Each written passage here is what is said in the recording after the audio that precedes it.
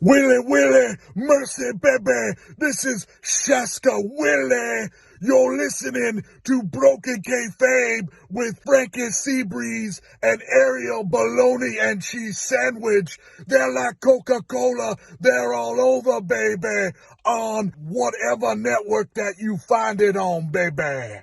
This is Navy SEAL Body Guy, and you are listening to Broken Kayfabe with Frankie Seacrest, Ariel Agbalog, and the Brothership.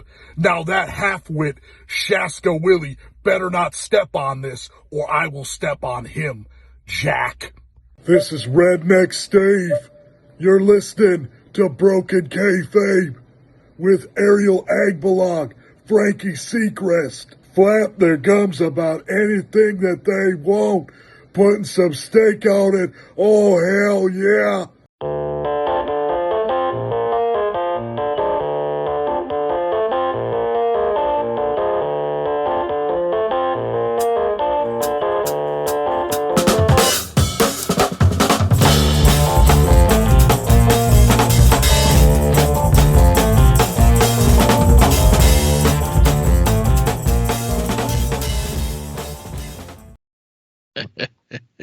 All right. Let me get my notes up, bro. Did you read the link that I sent you? Yeah, Really? I didn't read it, but I saw it, and we're going to talk about it. Oh, I'm trying to read it real quick. See, what kind of, what are they smoking to come up with that kind of list or something? Well, California is one of those states. Oh yeah, that's true. True. I'm gonna hit. Whoa, we're recording. You are recording. I am. Oh, I must be quick. Yeah. Welcome to Broken Kayfabe, the unofficial after show of Breaking Kayfabe with Bowdrin and Barry. Yeah, as far as I know, this is the only podcast that is, around a Facebook group. There, people make Facebook groups to go around their podcast, but we are talking about the members of the Facebook group, the Brothership. I am so pleased to be joined by my co-host, Ariel Agbalog. Ariel, say hello to the people. Hello, people. Ariel just sent me this interesting article that we're going to talk about today. It's going to talk about barbecue cities. We are also going to talk about Ariel's phone call with a WWE superstar.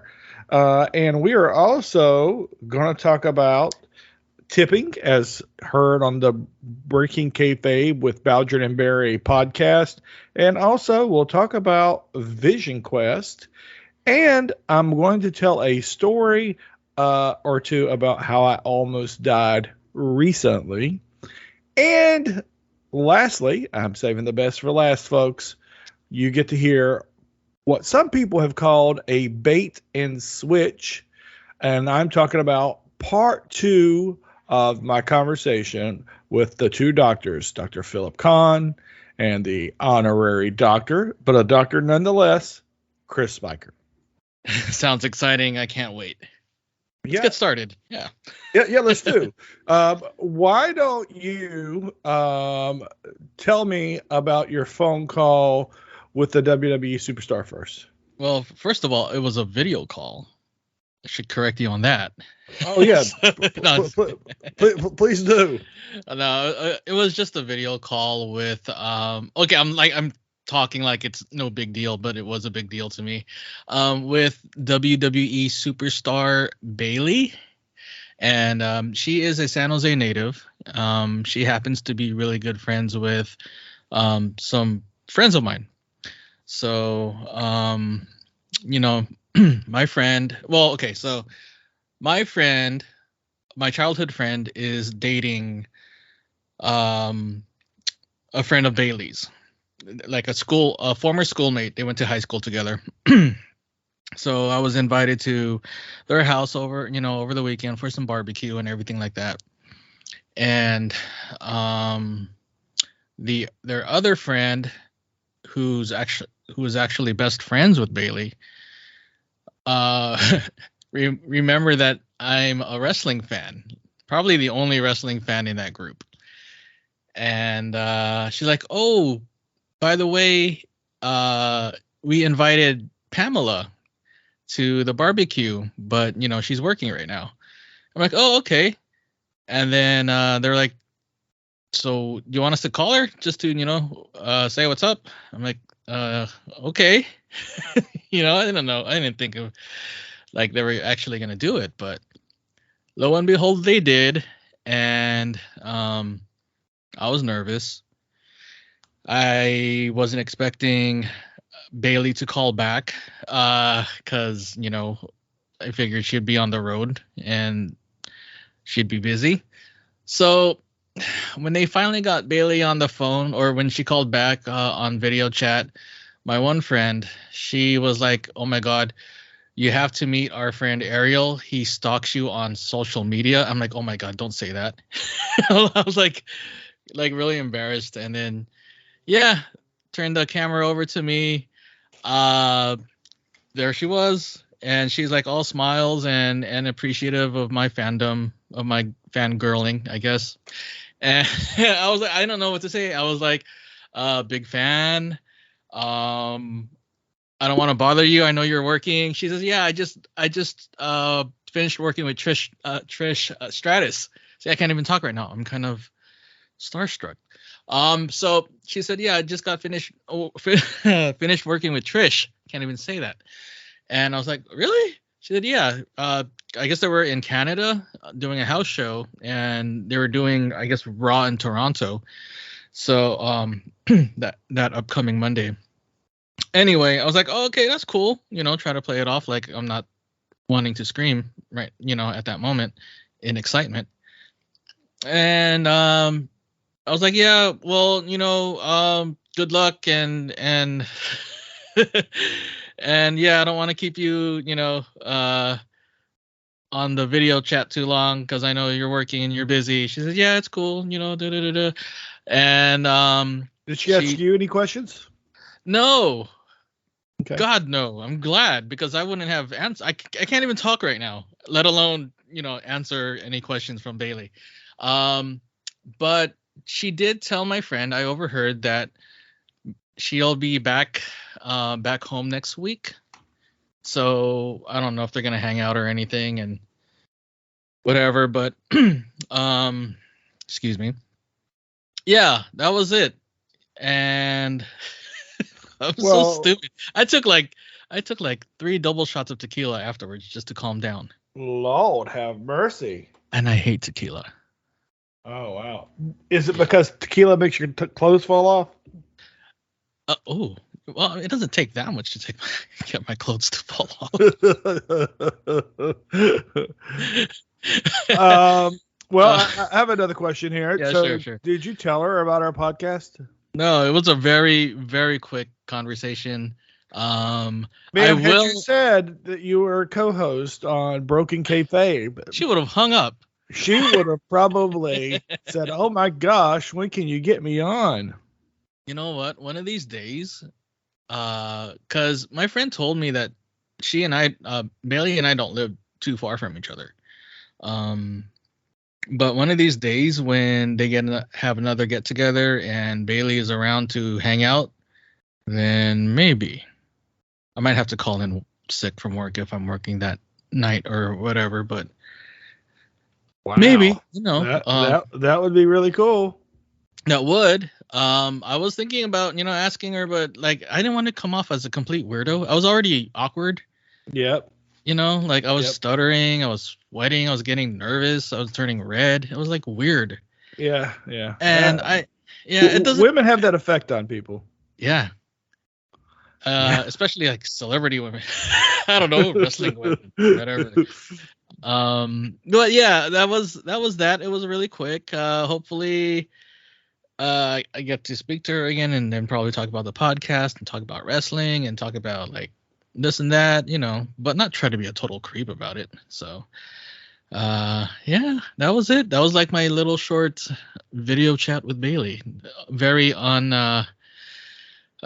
very short, very uninspiring, or there's just really a lot of awkwardness going on at that time. I was just too excited. I was even more excited to tell you guys about it on on the Facebook group. Wow. I just snuck in that quick ass picture. I just like during that conversation, I just had my phone like right there, and then I just like snapped that really quick picture, just to show proof that I was talking to Bailey. Sad. Wow, Oh, man, that's really I really love those moments where you have a really great experience like that. yeah, because I don't get to meet wrestlers often. I mean, I've only actually met two or three in my entire life, and two of them were at like an autograph signing. Actually, no, they were all at an autograph signing. Actually, I first met like the Headbangers, and the old tag team from Attitude Era and WWE. I met the Headbangers. They were kind of rude. I guess I don't know. They weren't like really too friendly, so that I wasn't really a big fan of them afterwards. Then I met Rikishi when it was in between his. I think he was out of WWE at the time. This is before he became Rikishi, so it was like after the Sultan / Make a Difference Fatu gimmick. Mm-hmm. And he was at an APW event doing autographs, so I met him there. He was pretty cool. And the other one was Mike Lockwood, Crash Holly. Before he became Crash Holly, he was wrestling as I think it was Aaron O'Grady, the Leprechaun in APW. You're right. Yeah, so I met him there too. Very nice guy.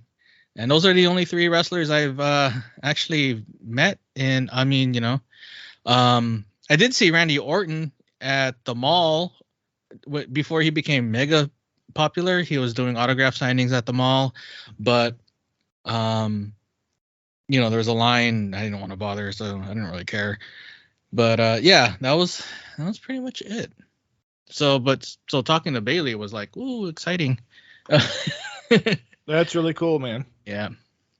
So yeah. I mean, it was so random and so unexpected, and we were all excited and happy for you. Oh, yay! Hopefully it'll be better next time.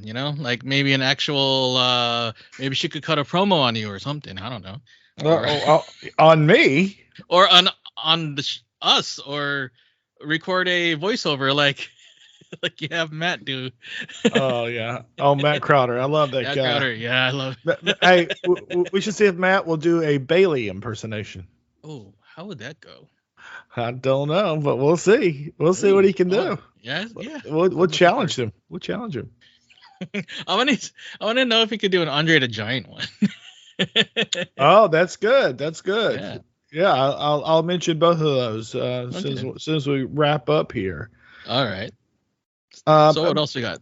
Well, before we get into what was discussed on the Breaking Kayfabe podcast this past week with the tips and the Vision Quest, we'll save those two after the break. But let me just tell you how I almost died. Oh, yeah.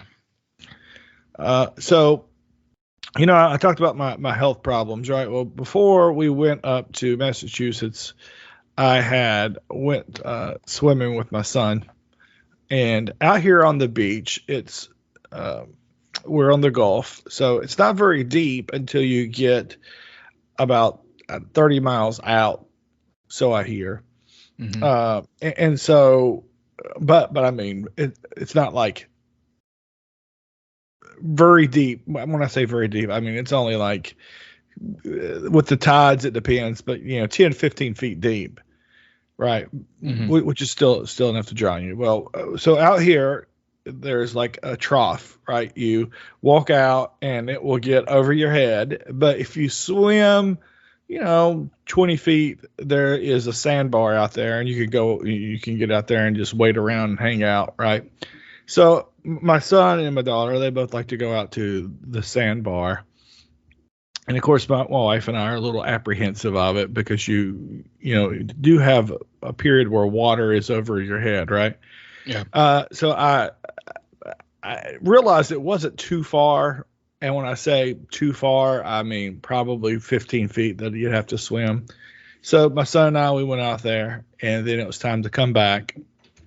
And so we start swimming, and I just felt like I wasn't making any progress. And I was really, really, really, really tired. Oh. And this is right after my procedure that I'd had done. And I was like, gosh, man, what is wrong? I can't believe this. Or maybe it was right before. Either way. And so I for a minute there, I was like, man, I'm just gonna have to like try and tread water to catch my breath. And then I went like 2 more strokes, and my foot touched. And I was like, oh, thank God, man. I mean, seriously, I was like, I was about to panic. I was like right on the cusp of panicking. So I will not make that mistake twice again. I mean, I used to be such a strong swimmer, but since I got to Florida, like my breathing has just been off. Like I just don't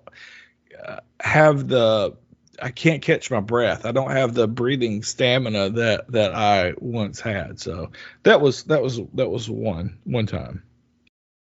Wait, there's more? Oh, yeah, it's other. So we went up to Massachusetts, and we went up to New Hampshire, and it was my mother-in-law, my wife, and my 2 kids.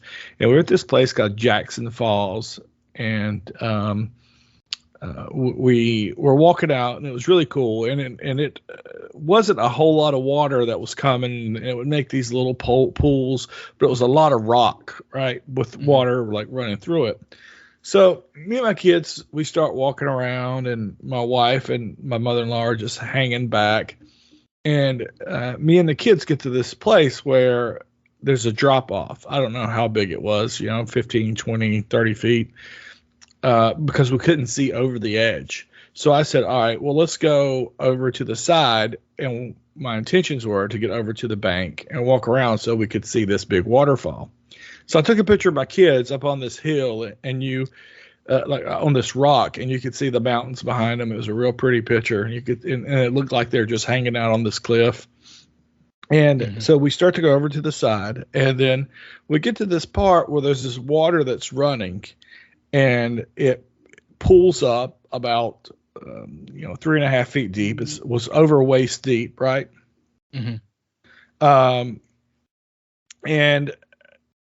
But to get across it, there was another rock that went upwards, right? So it was and it went up maybe like another 3 or 4 feet. So these rocks were very slick. You could not climb.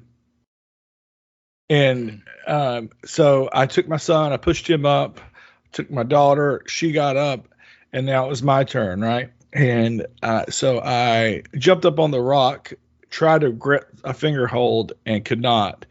And my son, who weighs about 125 pounds, thought he could pull me up. And I'm like, I would jerk his little skinny butt down, right? So I start trying, and then all of a sudden I start slipping. And I slipped down into where this water had pooled, and it was, like I said, 3.5, 4 feet deep. And I hit my back on the rocks and go completely under.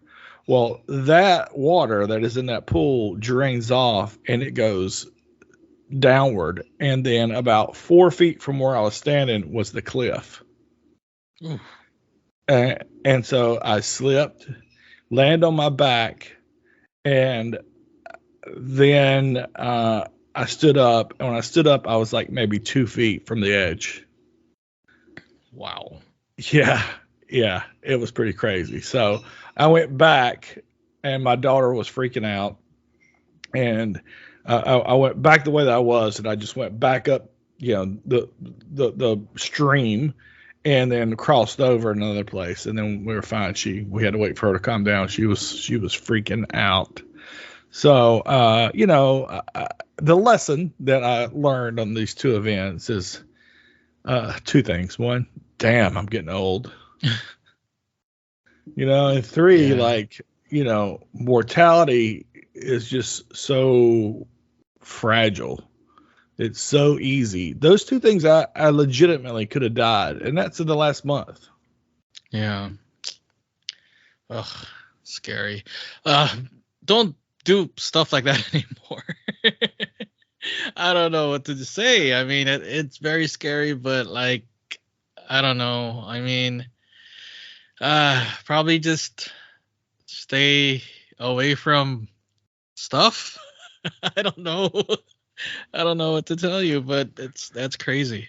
Well, that's what it's told me, man. It's like I really have got to be a little careful of what I do, and I'm not the young whippersnapper that I used to be. I'm not, 175 pounds of muscle, and it's really really really crazy. Yeah. So that's my two brushes with death, and I'm very thankful that I didn't die, because then I wouldn't make it to the CWF Legends Fanfest, November the 5th. And I am super excited about this one, and I think it's going to be the best one yet. So on the card for that time, we've got Magnum TA as the headliner, Dory Funk Jr., Bill Apter, Gangrel, Robert Fuller, Chris Markoff, Scott McGee, and Joe Malenko. So I spoke last night with William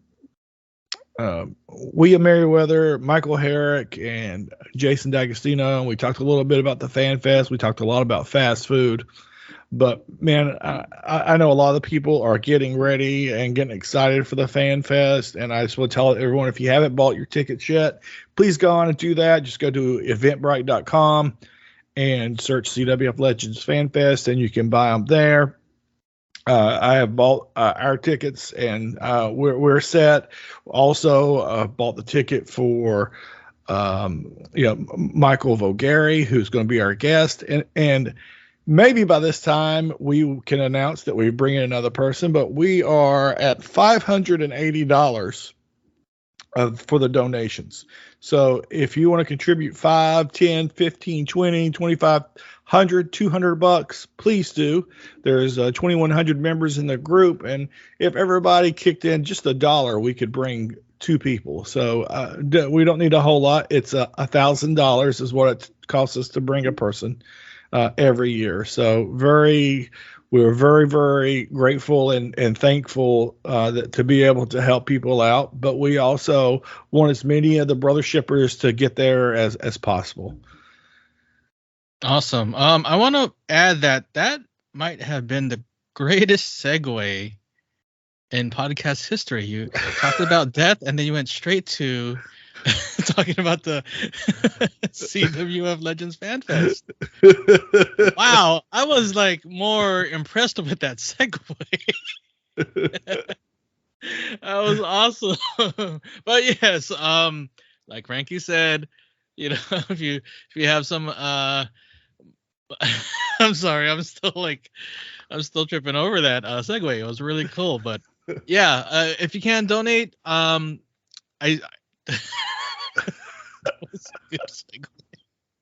sorry. This podcast is going downhill right now. Well, when I was talking about me dying, I was like, geez, man, this is really bringing it down. How am I going to pick this thing back up before we go to our conversation? And you did a great job. Oh yeah. So like Frankie said, if you can donate $1, $2, $5, $10, $100, all good. Hopefully we bring another brother shipper to the CWF Legends Fan Fest. And yeah, I'm still tripping over that segue. It was really good. Well, I am so impressed by that. Well, I'll tell you someone who didn't trip, and that was Matt Crowder when he came on and took the same quiz you did on the Dragon Ball Z. So let's go to that right now. Matt, I want to welcome you once again, to Broken Kayfabe. You are a popular co-host here, if I may coin that phrase. And this past week, Ariel and I has not aired yet. As we're recording this, we'll break kayfabe on that. But it's going to air, I am going to guess, tomorrow. The episode where Ariel takes a Dragon Ball Z quiz. And, I thought, man, after that wonderful episode you two recorded, why don't I start a little friendly conversation? No, competition, a little friendly competition, if you will. And let's see who the nerdiest of the two of you are. Yeah, thanks for having me back. It's always fun to go through the craziness and the ridiculousness, if you will, of Broken Kayfabe, which is always fun. I enjoy it immensely. Now, for those brothers and sisters, brother shippers, I meant to say, who have listened to the quiz with Ariel, there are going to be some questions that I will not ask Matt, and that's because they were not on the original quiz. So I was asking Ariel questions, and the reason this whole Dragon Ball Z thing came up was not just because you guys recorded this whole anime episode, but this past week, Dragon Ball Z got added to Fortnite as, like a limited time event. And I'm seeing all these people that I have no idea who they are, what they do. And I don't know the terms. And so I wanted to ask Ariel, what are these terms? And I thought, well, let's just turn this into a quiz. So I found this quiz online. And we will go for it. I want to ask you one question that is not on here. What is the key, Ki? Ki is the energy level of any, I would say, person. Like Goku has ki, Vegeta has ki. It's like their energy level. You learn it later on. That's an emote. Are you familiar with the Fortnite? I've never played Fortnite. I am hip with the kids only to a point, and I laugh when I say that because I'm kind of in the middle, but I never got into like the cool stuff that the kids do. But I'm aware that the Dragon Ball Z characters are a big thing in Fortnite now. So had you asked me prior to 2018, oh, Frankie, will you be playing video games anytime soon? I would have said, of course not. I'm almost 50 years old. Why would I play a video game? But my kids ask me different times, hey, will you play Fortnite with me? I don't know what Fortnite is, but I downloaded it and I started playing with them. And so now I occasionally play to do like the challenges and the whatnots. And so all these characters came out. Goku, the cat looking guy, there's a girl. Yeah. Yeah. I doubt Ariel would know that because he has not watched Dragon Ball Super. That's the newer anime that came out about 4 and 5 years ago. Well, that was a question that he did get correct. And I'm so, not surprised. He did pretty well. I don't have a score, but what I do have is I have the question that he failed, and then we're going to go down this exact same quiz, and hopefully you can get past him. If I can, great. If not, I will. Well, I'll give him a cookie. Well, he has the feeling that you are going to slaughter him because you've kept up with it and have watched the different iterations. I mean, I won't go. I mean, yes, I have kept up with it, but if you would have done this probably like 4 or 5 years ago, oh man, I would be the cat's pajamas. This thing would be knocking out of the park. But we'll see how I do. All right, here we go. All right, we're going to start with question number 1 here, and I got a feeling this will be a softball for you. What race is Goku? He's a Saiyan. That is correct. Or if you want to get even more technical, he's a Saiyajin in Japanese. So please forgive my mispronunciation. But let me ask you, the guy, Naruto. How do you say his name? Say that one more time. And Naruto. oh, Naruto. Naruto. Okay, Naruto. What show is he on, or what? Naruto would be the anime it's a part of. Oh, really? Oh, yeah. No, it would be named after him. Yeah, I've never watched it, but it is a very popular anime amongst Japanese and American audiences. Okay, you got question number 2. Who is Goku's brother? Raditz. Raditz is correct. So if you don't know, you could say, "What are my options?" and I'll give you those. That is legal here in this realm. That's legal here in the big blue steel cage. Here we go. Please tell me, where does Goku live? He lived on Earth, but he was a part of God, what's the saying? Planet. Are we talking where he's born or where he was from? This is, where does he live? Oh, he lives he lives. I know it's like a village on Earth. It's like so we're looking for. I'll give you the choices: Earth, Namek, Planet, Vegeta, or Alpha. It would be Earth. You are correct. Yeah. I didn't know how deep it wanted to go, so I was just like, okay. I'm like, yeah, he's on Earth. I would have given you Planet Vegeta too if there was like, where was he born? And I'm like, probably Planet Vegeta. And question number 3, I think. Who teams up with Goku to fight Raditz? That would be Piccolo. Piccolo is correct. So I think Vegeta is one of the characters. Maybe I'm wrong. You're right. Absolutely. No, on the Fortnite. So yeah, I'm not surprised. It's Beerus, I think Raditz, and then there's a girl. Girl would either be Pan, or no, it could be, if it's the newer one, it could be either could be Kefla, could be the merged two girl Saiyans from the last anime from Dragon Ball Super.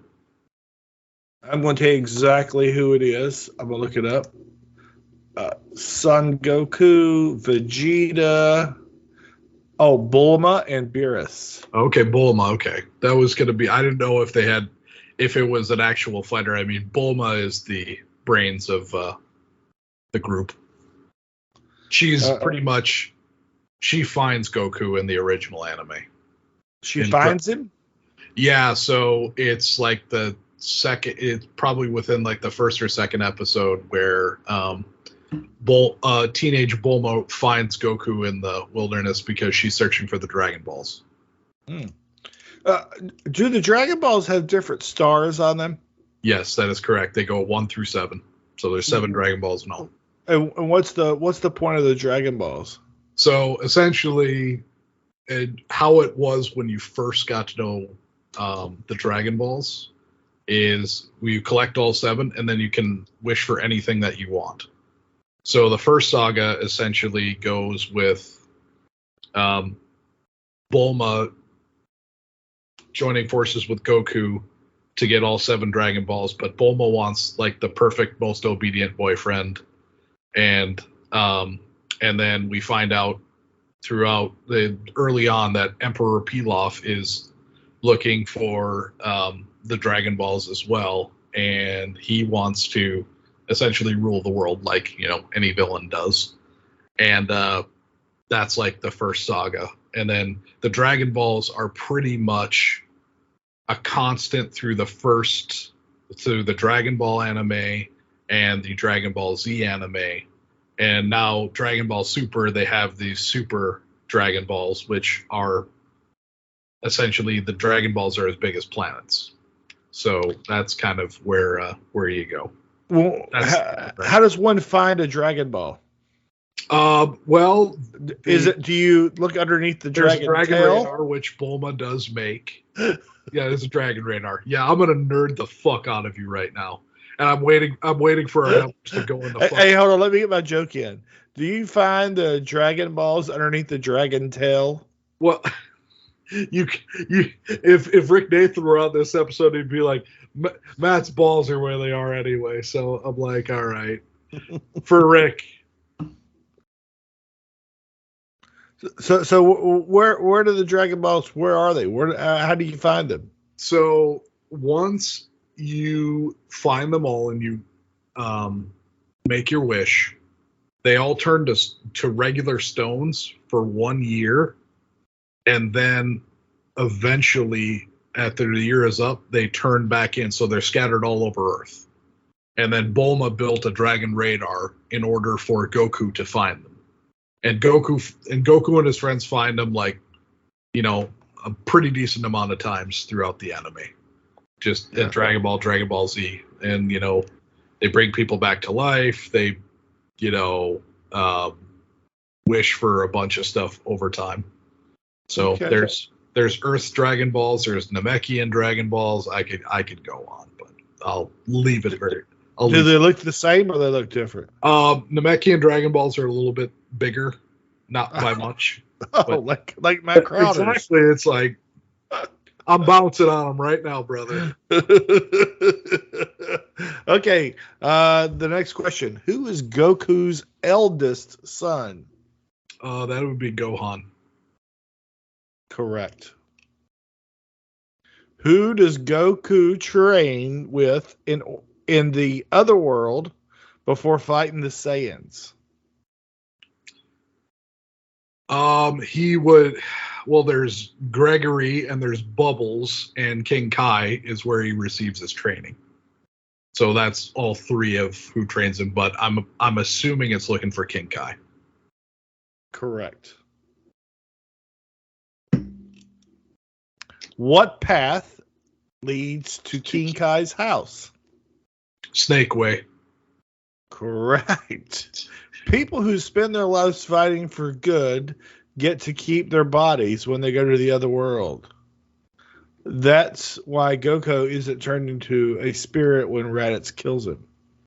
That is correct. Okay, next question. What move does King Kai teach Goku? The Kaioken. That is not an option. Kaioken. All right, what else? I'm gonna give you the options. Okay. Kamehameha. How did I say that? Is that all right? Yeah, no, Kamehameha. He learns from Master Roshi. I know that for. Okay. Destructo Disc. That's Krillin's thing mostly, but yeah. Spirit Bomb. Oh yes, the Genki Dama in Japanese, the Spirit Bomb. Yes, and then the other choice is the triple beam cannon. Huh? The last thing is the triple beam cannon. Yeah, no, it wouldn't be triple beam cannon, but it's a Spirit. All right, Spirit Bomb, you are correct. Yeah, no, it's like because it's kind of a trick question because yes, he does teach him the Kaioken, but he also does teach him the Spirit Bomb. Well, the Kaioken is not an option. That's strange. Because actually, that's funny. The Genki Dama is there, but all right, here we go. Who has 3 eyes? Tien Shinhan. Would that be Tien, Tien? Yes. Tien. His full name is Tien Shinhan, but okay. Yeah. I don't know him like that. Like he and I aren't that close. I just know him as Tien. You don't have a good vibe with him. No. I call him Frankie. I got a good vibe with him. And people just like all right. Who is the prince of all Saiyans? Vegeta. Vegeta is correct. All right, next question. What does Vegeta turn into in his first fight with Goku? What does he turn into? Oh, he turns into a ape. You are correct. It says here Saiyans have a unique ability. They are able to turn into a great ape under a full moon. The only way to stop them is to cut off their tail. That's correct. All right. Which move damages Goku's body? What food? No, which move? Which move Like damages? like the finishing maneuver. Yeah. So what hurts Goku? Oh, man, this is give me the options. Here we go. Options are Spirit Bomb, Kaioken, Kamehameha, or the Triple Beam Cannon. Kaioken. You are correct. Yeah, I was gonna say I'm like, yeah, because It says the Kaioken the Goku can multiply his power level by using the Kaioken. The only setback is that the skill can kill him if he ever uses it. All right. Who is Goku's wife? Chi-Chi. Of course, old Chi-Chi. Should go for that sometime and see what she would say to you. Say what? Just say that to Jenna. Hi, she's my Chi-Chi. I was thinking of that lady. Maybe I'm confused. Wasn't there like a celebrity named Chi-Chi? Oh, there's Chi-Chi Rodriguez, the golfer. He would do like the sword play. He would do like the sword action when he would sink a putt. I always remember that. That's the only Chi I remember. You know, I'm thinking about Charo. Charo is the gift that keeps on giving because it's just stupid humor that still translates to this day. Yes. Okay, so next question. What is used to wish Goku back to life? The Dragon Balls. You are correct. All right. This sounds like it might be a trick question. Okay. Where do the Namekians, where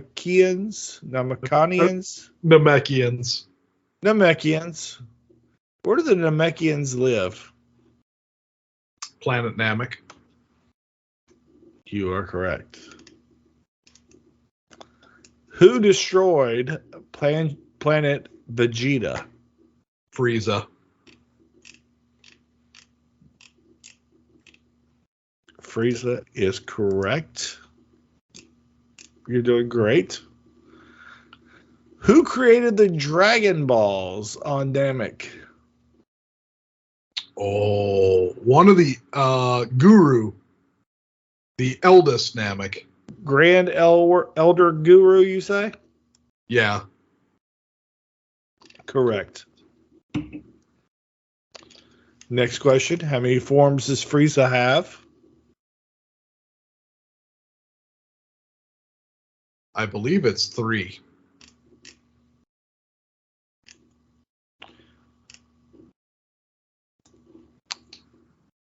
One, 2, 4, or 3? I believe it's 3. There's 3 transformations because there's. It is actually 4. It's 4. God damn it! Oh fuck! No, all right. I'm gonna hang my head in shame. I'm off this call. I'm fucking dead. Well, the good news is you got one more question right than Ariel. I'll go to Ariel and be like, "Hey, you suck at this." He failed to the last one. He picked Kami as who created Dragon Balls on Namek. On Earth, Kami created the Dragon Balls, but on Namek it was Guru. Wow. And then what's his name? I think it's Morley, who or like Mori, that creates the second set of Dragon Balls after Guru dies. But god damn it, it is 4. Oh yeah, no. Now I know. Now I feel stupid because yeah, I absolutely know now. But it says Vegeta heard rumors of Frieza's transformation, so he thought he was prepared for it. However, as Vegeta soon learned, some things should be left to the imagination. Yeah, no. Vegeta gets his ass kicked by Frieza. but then Goku takes care of Frieza. Well, this Dragon Ball Z quiz was brought to you by these people that I don't know, so I won't call them friends, over at zoo.com. Nice. So there we go. The winner of the Dragon Ball Z quiz, Matt Crowder. I'd like to thank Jesus. I'd like to thank my parents. I'd like to thank myself for putting my face in front of the television, watching it enough to know enough about this show. Well, and also your brain for remembering it. I mean, that was pretty impressive that you were able to recall that. Yeah, no, I mean, I've watched Dragon Ball Z a lot, and Dragon Ball 2. They're two great animes. They really are. They're a lot of fun to watch. Well, I hear people talk about, I remember this year in wrestling, and it's like, I can't remember this month in wrestling. I can't remember, the last things that I saw in wrestling. So it's like, I do not get how people remember all of this stuff in wrestling. I mean, my brain just don't work that way. Yeah. With me, I started to tape trade in the late 90s. So I started, and then I'd start going on websites and like really starting to learn it. So I was like, 16, 17 at the time. And I'd be getting tapes of shit. And, be mostly WWF stuff because I was like in my head. And I still kind of do that now.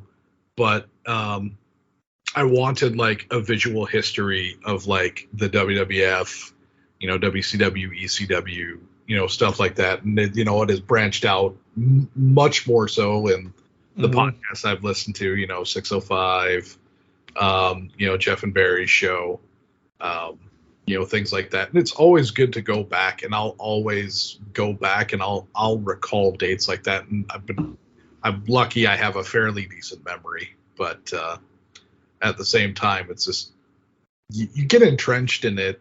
Eventually, the light clicks, and you start to recall pretty easily. Like I can give you, my knowledge of WWF is still vast. I mean, the current stuff, hell no, I couldn't tell you shit. But from I'd say 2000 and probably 2 to I'd say 1984 to probably 2002, I could probably recall pretty easily a good chunk of stuff. But just it's what you put into it and what you really want to learn and figure out, and you just hope the noggin still works, and it keeps the old body guessing and keeps everything fresh. Well, great. Well, I want to say thank you, Matt Crowder, for coming on and being a part of this first ever, and I'm going to call it the inaugural Dragon Ball Z quiz. If anybody would like to challenge the winner, Matt Crowder, you are welcome to anytime. You can contact me, or you can shit talk Matt directly to his face via Facebook Messenger or in the group if you'd like to challenge him. That might be better. Shit talk to me to my face. They'll get either close, or they'll get like the first 1 or 2 questions wrong, and they'll be just like, I hate you, you suck, go away. Be great. So, Matt, I'm going to wrap this up. However, don't go anywhere because I'm going to keep you on the line. So, thank you, Matt, for being a part of this. You beat Ariel. He'll be very upset, but he did have a bunch of excuses ready to go. Well, thanks for having me, and go me. Can you believe that, Ariel? He beat you by just 1 question. Well, he cheated. That's why. Oh, you're calling Matt Crowder a heel? Well, yeah. Yeah. I mean, honestly, all I missed was one question, right? Yeah, well, so did he, but he Uh, got the question right that you missed, that I missed. Yeah, and then he failed on the very next one. So you guys are right up there with the nerdiest Dragon Ball Z guys that I know. Ugh, sorry. I apologize for that. And we just heard a clip of him talking about the different people that are coming to CWF Legends Fanfest too. So I can't plug the Fanfest enough. It is that important, and I think it's going to be that exciting for everyone to come and not just meet all those legends I mentioned off. Magnum TA, Bill Apter, Dory Funk Jr., Joe Malenko, Scott McGee, Chris Markoff, Robert Fuller, and Gangrel. I'm excited about Gangrel. To me, he had the best entrance music in wrestling history. Yeah, it's right up there. I loved it a lot. And then other wrestler. Well, Edge has been kind of using it recently, but whatever. But still, pretty awesome. Yeah. And now let's go to our conversation of part 2 with the doctors, Dr. Phillip Kahn and honorary Dr. Chris Biker.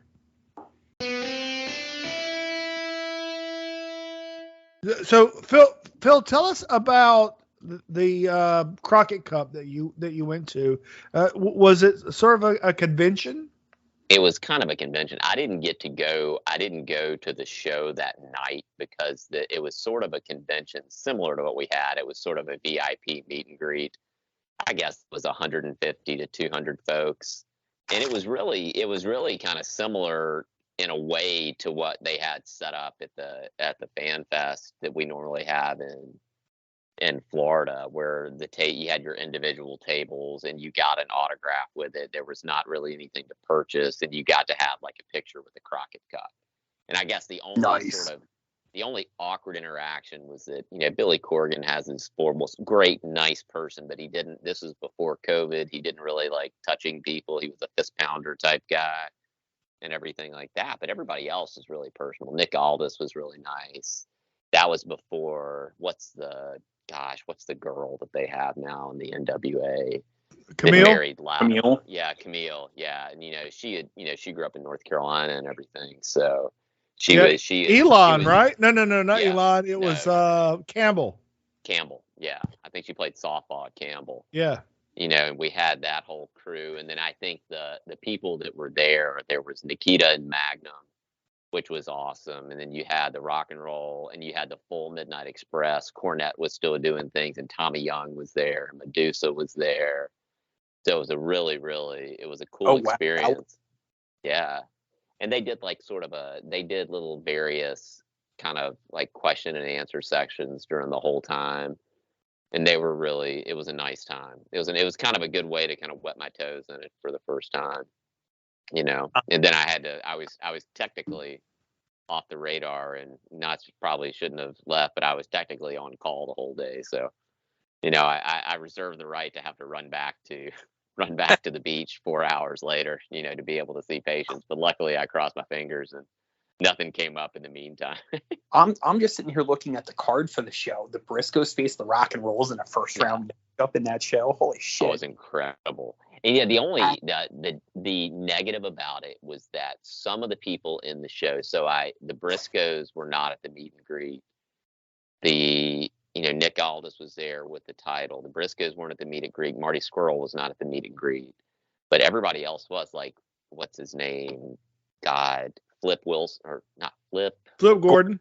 Flip Gordon was there. He was young and he wasn't jacked yet. Like, he was 25 pounds less muscle, but really nice guy, really cool guy. Like, it was all of those guys that were there, and it was really cool to kind of talk to them.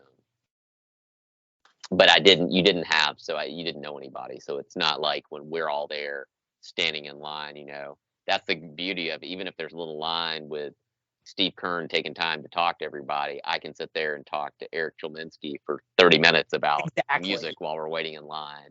Or, I'll sit there and I'm like, Mark, here we go. Mark Beaudry, let's talk a little bit about this and that. And it's fun. You didn't have that with it, which is what kind of sets our little group apart. And it's kind of fun. I can say our little group now That's what's cool about the whole thing, right? Like we're all in this community, but it's more than just like a little community. It feels like we're all just a part of this whole structure, it's a nice time.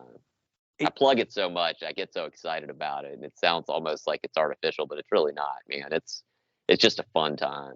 It's a fun time. It is. I mean, that's why I said get there Thursday night, start soaking it in, start catching up, because, by Sunday, you're like, holy shit, did I catch up with everybody that I really wanted to talk to or catch up with over the course of the weekend? Sit down, have a drink with this person, or get some time in the lobby in between everything with this person. It was great. It provides great talking points. Like, you're just getting to meet with this, and like some of my patients, it's a talking point for me. They're like, wow, you really do like NASCAR and you like professional wrestling.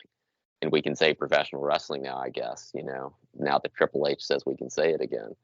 Right. But I mean, it's kind of cool because, like, that fun thing when we get all the autographs signed, my little shtick is that I have him say world's greatest board certified plastic surgeon. And it's like a talking point for my patients. They see it on my walls and they're like, wow, that's kind of cool.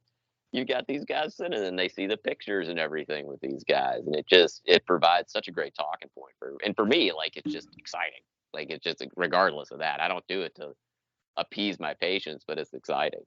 They really do see, wow, this isn't a bunch of BS. Like, you really are just a little redneck kid that became a plastic surgeon, and you're not making this stuff up to, get business or anything like that. You really care about us, and it provides so many different avenues and outlets, and I mean, just the fellowship that we all have. Mama Khan, Miss Martha, ask, hey, how's Frankie doing? How's Chris doing? How are all these other guys doing? And she has no real like love of wrestling or anything like that. It's just good people. It's good, wholesome, fun people. Yeah. The last one, she said, oh yeah, I remember your friend Shannon. I was like, look, I mean, Shannon's my friend, but she's not like my identifying friend. You know what I mean? Absolutely. And like, it's like, I know Shannon, but I don't know Shannon. Like, no, I know her grandpa used to do something with NASCAR. Yeah, it was her step granddad was Hoss Ellington, one of the big owners. Yeah, damn. Absolutely. See that? This is why I love this group. The Uno car. Yeah, man. He had a big like gate that just said Hoss on the front of it. It was awesome to go to his house. Incredible. Yes. Oh my gosh. Man, that is so crazy. It's so crazy. But like, so when Shannon and I were doing the podcast, I called us the Hot Mess Express. Love it. And absolutely, because it was, she's a different person, and I was a 41, 2, 3-year-old bachelor, and I had to come up with something catchy, and that's what I called it. But then it's like, I mean, I love her. She's a friend, but she is legitimately a hot mess. Me, I'm a dad. I've got, I mean, she's a mom too, but her kid's like 21, 22 now, right? But me, no, I got teenagers. I'm not a hot mess. I'm not a hot mess anymore. I've got my shit together. You know what? I take my kids to school. I help my kid with her acting. I help my kids with their math. I'm not a hot mess. I got my stuff together, right? Absolutely. Yeah. So fun. Yeah. But speaking of hot mess, here's my wife. You better watch it. Hi, Jana. Hello. Yeah. So we're looking forward to the next Fanfest, and this lineup is amazing. Man, I Phil, I wish I had known that you were a big Rock and Roll Express mark. Gosh, So here, I'll just real quick. I'll try to tell this. So I got into wrestling in 1996, and my cousin had been a worker for years. Not a very good worker, but he was a really, really, really, really good guy, and he was a hell of a promoter there in our town. And he had this feeling that when he booked shows, he had to have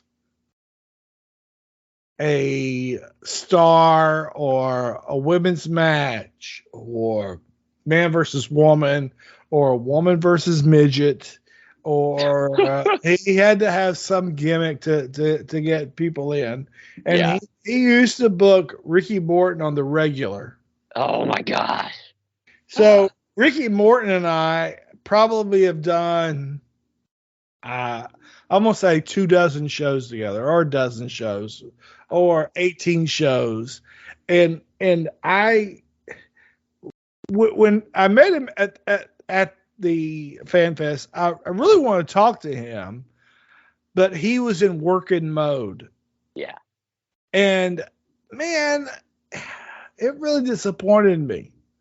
Because we were the second person in line because I was trying to buy a book from Jerry Jarrett, and I didn't realize that as soon as he finished his speech there in the morning, that people rushed Jerry Jarrett and bought all of his books. Yeah, absolutely. And I thought that when he opened up at 10:30 or whatever, which if you buy the ultra ticket, you get to get in 30 minutes early, which is what we did. So we got in 30 minutes early, went over and talked to Jerry Jarrett for a second, who was super nice, not only to me, but also to Jana. So it's like, if you and your mom go into the Fan Fest, or Chris, you and Christine were there, you would want the person to try and interact with your wife or Phillip, your mom, or whoever you bring, right? And so Jerry Jarrett was that. And then we go straight to the Rock and Roll Express, and this guy in front of us had just bought $100 worth of merch off their table. $99 actually is what it was. And so I tried to talk to Ricky, and he wasn't even making eye contact with me. And I was like, oh, shit. I'm like, this ain't going to go well. And I was trying to tell him, hey, we used to work on shows together and whatever, because I wanted to ask him about something that happened in a match that he and I had one-on-one together. Oh, wow. You actually wrestled against, wow. One-on-one. And here's the crazy part. So my cousin, my pothead cousin, Kevin, I love him. But I said, look, I want you to come up to the ring and video this match instead of me putting it on a tripod like I normally did, right? So my stoner cousin Kevin comes up, records the match, and then goes back into the bleachers and is looking over his work. Then he sees something in another match, and he starts recording over it.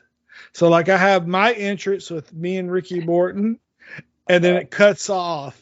And then it goes into some scrubs doing some bullshit in Jones School Gym in Monterey, North Carolina. And so I wanted to talk to Ricky about that. But he just like kind of cut me off. It was just like, who do we work for? I was like, well, Bobby. Actually, one time, Ricky worked for me because I promoted the show with Michael Bakikio from High Spots. And he says, oh, Bobby's dad. And I'm like, no shit, that's my cousin. I know he's his dad. And he goes, when did Bobby die? I said, 2015. Oh, what was it? Heart disease. For eating all those damn hot dogs and pizzas that he was paying all the workers with. Yeah. So, I mean, that doesn't sound like a great story of one of the interactions that you have with people. However, had I not been the first person through the damn door trying to buy a book from Jerry Jarrett, which was already sold out, because look, wrestling people and fans are carnies. When Jerry Jarrett said he had 10 books left, I should have said, I'll take one right now. Absolutely. I always get distracted. I never actually leave the room after the cup of coffee. I'm always hanging out back there with Ben James and looking at all of his memorabilia and everything like that. I get kind of hooked up on that and buy action figures, which Chris knows my propensity for any type of action figure. It's just kind of out of hand now. I have technically met one of the FanFest guests this time around. So in 2019 at GalaxyCon in Raleigh, they had a whole slew of wrestlers there. And in a row of wrestlers, it was Road Warrior Animal, then Arn Anderson, the Magnum, and then Foley. So I said, honey, we have to meet Arn Anderson because we met Animal years ago. Yeah. And I said, we have to meet Arn. I said, it's one of my all-time favorites. I said, he's pretty damn legendary and extolling the virtues of him. And I think that's when I told her the Magnum story. Actually, it was actually at FanFest, that the first FanFest I went to. Anytime you hear the Magnum or Carry question, that was my question, by the way. I just want to put that out there and put myself over. The Magnum Carry is if things are going differently, who would be better? That was my question. Nice. Absolutely. And I think it would have been Magnum, but so we go up to Arn Anderson, and I know Phil knows, but I don't know if Frankie's familiar with the Marvel Universe. So we go up. I'm dressed as Fat Thor carrying Mjolnir. Yeah. And this Professor Hulk. So we go up to Arn, and I said, sir, I'm a huge fan. I got an autograph from Mac. I think it was part of his Christmas present. And I said, can we get a picture of you holding the hammer? He goes, I'll hold the hammer. He goes, but we're throwing up the Four Horsemen sign with the other hand. I'm like, absolutely. So awesome. So I have a picture of us with Arn Anderson holding Mjolnir and us flashing the Four Horsemen symbol. So we're standing there shooting shit with Arn, and I said, hey, I look over at Animal, and he's looking at us, and I go, do you think this could have beat him? He goes, I don't know. He goes, probably needed like a gun or something like that. He goes, I don't know if this is hard enough to bounce off that head of his. And you just hear Magnum laughing over there. Magnum's like, he's probably right. It's funny you say that about Magnum, because when I was at the Crockett Cup, and I was just so marked out between him and Nikita, and they were together, and I was telling them the story. I said, when I was a kid on television, I knew like horror was fake, and I knew that like it didn't scare me. It was all a part of the show, like whether it be on television. But I said, and my story to Nikita was there were two people that I ever saw on TV that just physically scared me. One of them was Nikita when he was all jacked up in '85 and everything. Yeah. And I said the other one was Lawrence Taylor. And Magnum goes, trust me, son, in Charlotte, Lawrence Taylor was the one that sprayed in Nikita back then. It was just funny how he just said it, because all the stories people have of Lawrence Taylor from North Carolina too. But yeah, because Magnum, because Magnum was laughing. He goes, he's probably right. And, we went over, said hi to Magnum and everything. And unfortunately, my experience with Magnum up to a certain point was the Starrcade match with Tully. Yeah. It's still one of the most famous matches ever. Absolutely. Still one of the bloodiest matches ever, too. Holy shit. Absolutely. But then you get more into the legend of it, and it's like, wow, it's like this dude should have been the next big thing. And it's the greatest feud. That was one of my favorite feuds of all time. And quite frankly, you see some of these small little episodes where you're on YouTube and things, and I like going to look back at the old Worldwide. And one of my most exciting things ever was in '85 when he was feuding with Tully, and Magnum comes in the cop outfit, and he cuffs Baby Doll to the ring, and it was just incredible. Like, he has the aviator sunglasses on. It just like, it still gets me worked up. I'm like, I remember seeing that as a kid. Just awesome. You look up more about Magnum. He was one of the guys who came in 3 seconds later, match was over. He come in belly, and match was over. But then you go back to Mid-South, and it's like him and Wrestling 2 had the thing going on, which I love that. I love that whole storyline. It was great. Just because you want to see Magnum, you want to see the Magnum beat the shit out of the dude in his tighty whities, you know? Absolutely. Oh, I'm so excited. It just gets me worked up again, just ready for the next. You know, you get Magnum and you get Bill Apter, who by all accounts is like one of the nicest people you're ever going to meet. And I think Scott McGee and Dory Funk and Joe Malenko. It's a pretty eclectic, and Gangrel. Yeah. You get all these like wrestlers that have been around since the 80s, and you get Gangrel. Yeah. It's a fun time. Well, Gangrel, I think, was wrestling in the 80s. Yeah. Yes. But I'm really excited for Gangrel because, look, he had the best entrance music oh my God, of the WWE. He really did, yeah. Oh, yeah. The Brood's whole entrance when they came up through the floor and the fire and everything like that. Yeah, cool. and that music, the music. I mean, the music. So when I was working in like 99, 98, 99, and 2000, I went out to Wilson, North Carolina, and I worked against this kid named, not some kid, he's probably the same age as me, but his name was Spanky the Little Rascal. And really? Yeah, seriously. And he wore like the beanie thing that like Spanky wore. And he was a chubbiest guy.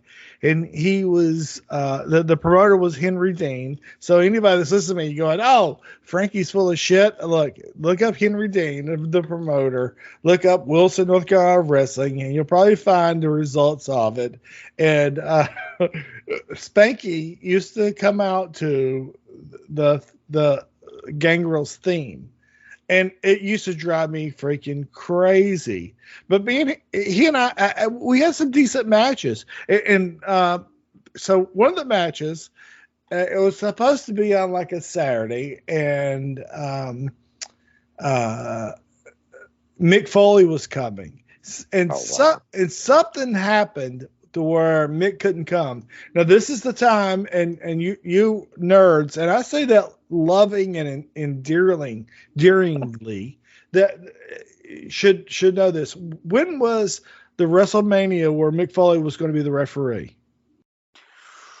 That would have been 14? No, 15. No, 15. I think it was 15. I'm pretty, because wasn't he supposed to be the ref for Rock in Austin? Yeah. Yes, it was. It was. Yeah, that would have been 15.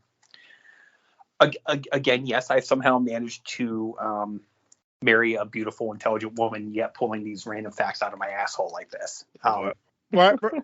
And so that was the thing. He was going to come and be the special guest referee for this match. Not our match, because I wasn't the promoter. but the main event match. Here, I'll tell the story. I've never told this story on air before, and I know me saying that's getting old, but I'll tell you. So, Michael Bakikio and from the owner of High Spots and we had traveled as a tag team, and we worked against each other when we had to, whatever. He and I came, and he was booked on the card. And I think he may have worked against this guy, Flex Phenom. I'm not real sure. But we brought this other guy named Jeff Dorsett, who was like 17. And Jeff ended up becoming a scientist. The guy's in CW Wilmington. And now he's a scientist and lives in Las Vegas with his beautiful wife. And we brought Michael's girlfriend, who ended up becoming his first wife. And so Michael and I are in there, and Mick Foley comes in, and we get up and we go shake hands. Hey, very nice to meet you. Thank you for coming, blah, blah, blah, that you always did. And then I was thinking that I was booked in this hardcore match with Spanky the Little Rascal. And here Mick Foley is in the building. And So I start freaking out in my head, and I knew that I was going to have to juice. Everybody see where this is going? And Oh God. and so I go in there and I start working with Frankie, and we had a spot where we go outside. And so this is supposed to be on a Saturday, right? Well, Mick couldn't make it, so they ended up moving it to like a Tuesday of when he could make it. And so Spanky and I jump outside the ring, and we were on it was like a gymnasium wood floor. Yeah. And I remember thinking this, hey, hip toss me on the outside because it will sound great if when my spine bounces off the wood floor. True story. Oh my God. So we did that, and then we I took another big bump for him where I went into like a couple rows of chairs, and then I had to juice. So of course, since I had to juice, I juiced big. And we do the match. We do the match. We wrap up. Oh, Frankie. And we go to the back. And I took a picture with Mick and I. And I don't have the picture anymore. I've looked a million places. And it actually used to be online. So I went to the Wayback Machine. And on the old website where it was posted, I cannot pull it off of that. But you can see it says HWK Mick. And that was exactly where it was. Mick Foley and I, me with sort of a crimson mask, right there next to Mick Foley. And he was such a nice guy. I don't know what he got paid for that whole thing, but it was such a nice guy. Here's the coup de grace of the whole thing. So I was so worried, and I looked out while I was working with Spanky, and I saw Mick sitting at a gimmick table next to it was like next to High Spots, and Michael Paquico cut some deal with Mick. I don't know what the deal was of this guy Jeff Dorsett that I mentioned earlier. He sold Mick's gimmicks, and then he also, because he's an artist, he was 17 too. It's crazy. You talk about this shit, right? The 17-year-old kid traveling around with us. But he also drew pictures. So a kid would come to the table and say, "Can you draw a picture of Stone Cold?" And then he would draw a picture of Stone Cold and charge him $2 for it. Yeah. With a Sharpie. It was really cool. So we do our spot, Spanky and I work, and then at the main event where Mick Foley is the referee, I don't know, two wrestlers were working, and or maybe it was 4, I don't know, and then we had to run in and save the baby faces, right? So I ran in there, and Mick Foley was giving chair shots to the heels. Oh, jeez. Oh, God. And these chair shots rang the hell out. Crazy. So before I'm running in, I'm hearing him pop these guys in the back. Now these guys are making $20 a night, right? Yeah. And Mick Foley is popping them. Whoo!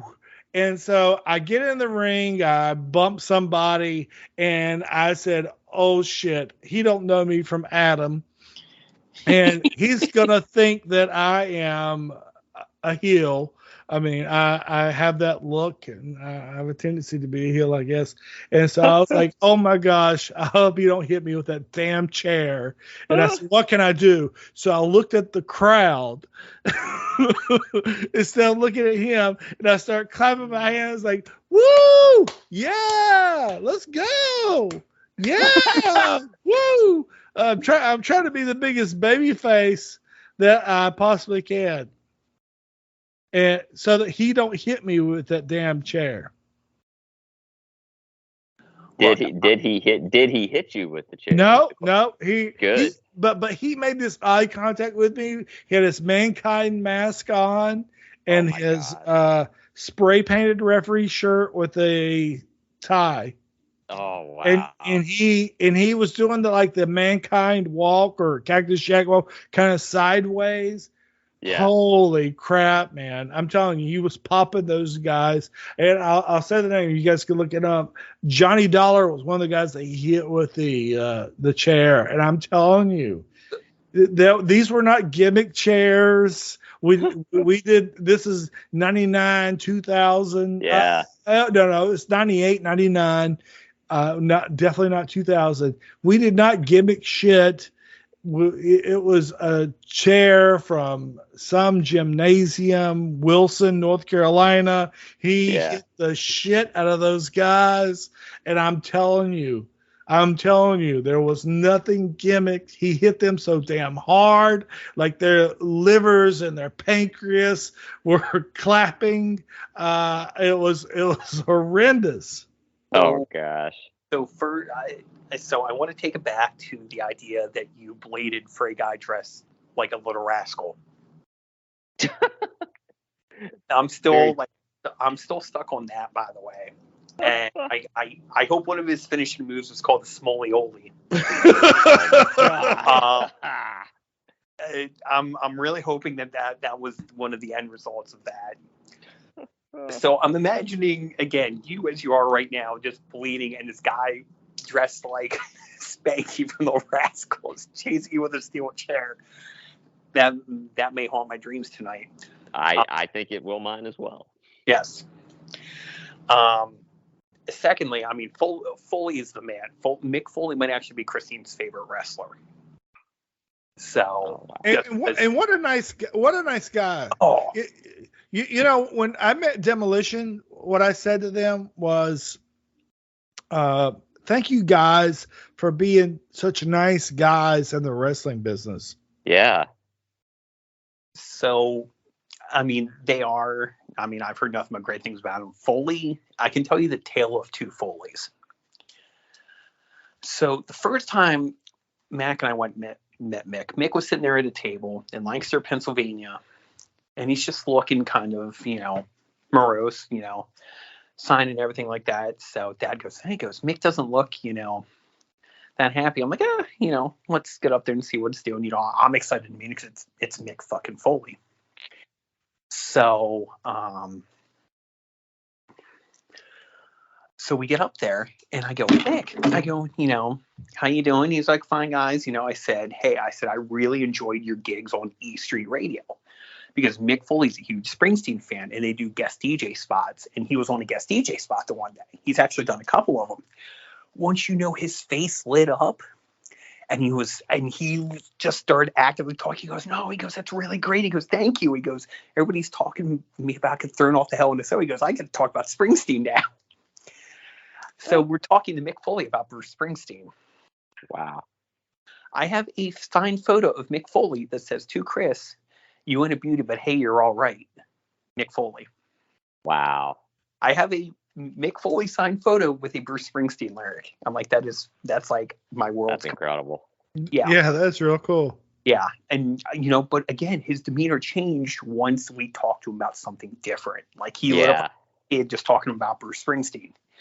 And he was talking about, he goes, I hear Bruce listens to all of them. He goes, hopefully Bruce thought my picks are okay. And, he's talking about his selection process. So then who was the first one Christine and I went to together? We went to a convention in New York City. And I said, okay, who would you like to meet? She goes, can we meet Mick Foley? And I said, well, okay. So I showed her the Hell in a Cell match, of course, because I think every wrestling fan has to see that at least once. But then I said, okay, I got you one better. I showed her the birth of Mr. Sacco. She lost her mind and thought it was the funniest thing she'd ever seen. So I forget which surgery Mac had. It might have been when he had his knees done.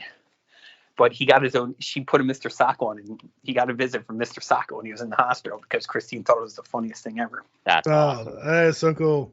So we go to the convention, and Mick's just sitting with his daughter Noelle, who, if you've seen photos of her, she's just as beautiful in person, and she is such a sweetheart.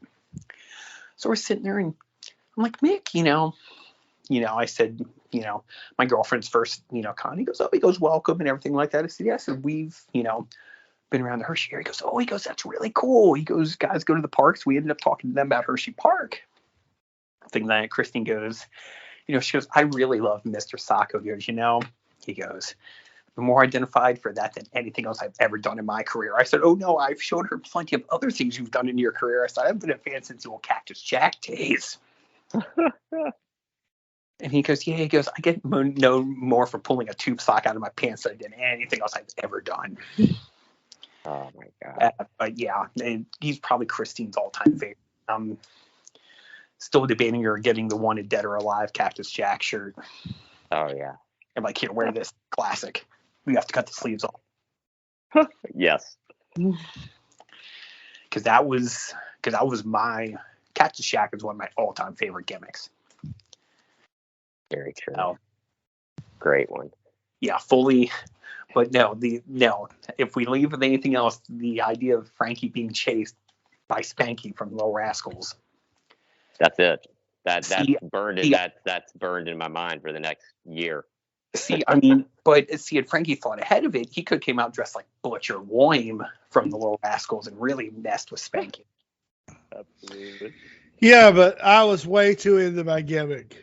I was, and I remember what I was wearing.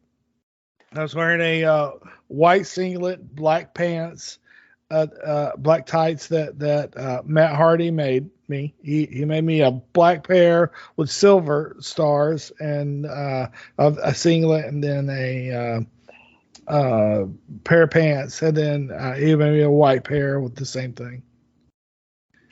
Wow, so fun. Yeah, so I wouldn't give up any of that. One Fanfest, I'll probably bring some tights, and then we'll all put on some tights down in the lobby. And that is what I was gonna say. That's what we need to have. Yeah, sure. You can have Neely J come bopping through in your old robe and your old wrestling pants. Sure. Oh God. Speaking of Neely J. Oh boy. Seriously, there's a reason to come to the Fanfest. Neely J was so entertaining when you would see him walk around making his jokes, double fisting beers, that is, not people or animals, but he was double fisting his beers, and it was so entertaining. And actually, I just got to confused with Kevin Dingham. But anyway, he was very entertaining, and he told me this story. He did the thing Ricky Morton does. Ricky Morton does this thing when you talk to him, where he's like tells you a story and he makes it seem like it's an actual story. Well, actually, it's a joke. Yeah. If you guys don't mind, I'm going to do a Ricky Morton for you. You ready? Yeah. All right. So, hey, it was crazy back in the 80s, when me and Robert were all over the place. And one night, Robert and I were in this room, and I looked over at this girl, and I said, hey, I'm going to walk over there, and I'm going to put it in her. And Robert, with his big old cock, he said, hey, I'm going to put it in her, and then walk on over there. And he said that same joke to me right before they walked into the Fanfest to do their thing that night. Same thing. And I had heard him say that on like a Flair podcast or something from years before. And it's so funny. Yeah. Good Lord. Oh, Neely. Well, Neely sent me the video. Well, so Neely's I'm sorry to cut you off, but Neely's joke was something about Scoob, and I didn't get it because I was like, I'm sorry, but Chris, if you start talking about you and sex with Mrs. Spiker, I'm going to tune out. I'm going to go to a happy place somewhere else. And so Neely's telling this joke, and I'm just like, I don't want to think about Neely and sex. Yeah. So I'm just gonna. And plus I got the ADD bad. So I was like, hey, I'm gonna tune out. And so he told his joke, and then he is like looking at me in the face, like, eyes wide open, nodding, smiling. And I was like, I could tell that I missed his joke. And I was like, oh man, that was a good one. He goes, whatever. And he turns around and he just completely walks off. But it was like something like, hold on, I'm gonna tell this joke, right? I'm gonna tell it as let me pick another celebrity that I don't know. Ben Affleck, right? Yeah. So let's pretend Ben Affleck and Jennifer Lopez are still together. They are. And I'm gonna tell this as Neely J. Here we go. Okay. So I'm Ben Affleck. Here we go. But I'm telling it like in Neely J's voice. So I'm doing an impersonation of Ben Affleck, but in Neely J's voice. So the other night, Jennifer Lopez, my wife, she comes into the room. She's like, "Hey, I'm going to go downtown here on you, right?" And I'm like, "All right, that sounds great. Let's go and we do it." So I start feeling the sensation down there, and this is like, licking, and I'm like, okay, that's great. And then I look, and she's coming back into the room. She went to the bathroom, used the bathroom, and then she's like, then she's like, Bobby the dog, get off of him, Bobby the dog. And that's sort of the joke that he told. And I mean, that was a horrible Ben Affleck, Neely J impersonation, but you guys got the point. But that was essentially the joke. But it was Scooby, his dog, was what he said, and I didn't get it because I tuned out, just like you guys did, and every one of our listeners did. I tuned out when I started thinking about him getting oral sex.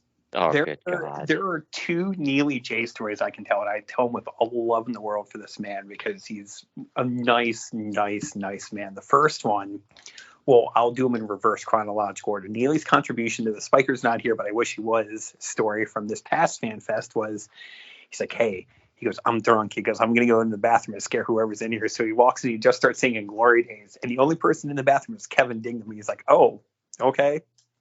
And Kevin's like, oh, hi. So the second one, the first Fanfest I went to. So I'm assuming you both are familiar with the International Beer Garden Pat Patterson story. Yes. Yes. Okay. So some of us being us, we decided to go back. Let's just go to the famous beer garden. It's me, Brandon New, Neely, Joey Broussard, Dave Flaherty. I think that's it, actually. Yeah. There's like 5 or 6 of us that went. So we all go, and Neely had just bought shots, spent an exorbitant amount at Glory Days, and he's trying to buy beers for everybody at the beer garden. And his card keeps getting declined. Turns out the bank put a hold on his card. He was so embarrassed. I was like, no, dude, we got it. Don't worry about it. He was so embarrassed, and he felt bad for him. These guys started messing with him and drunk Brandon. So Neely's just like, he goes, we're just guys that like wrestling, and Brandon's getting a little annoyed. It's the first and the only time I think Dave Flaherty's ever been the voice of reason for anything, because he talked him down.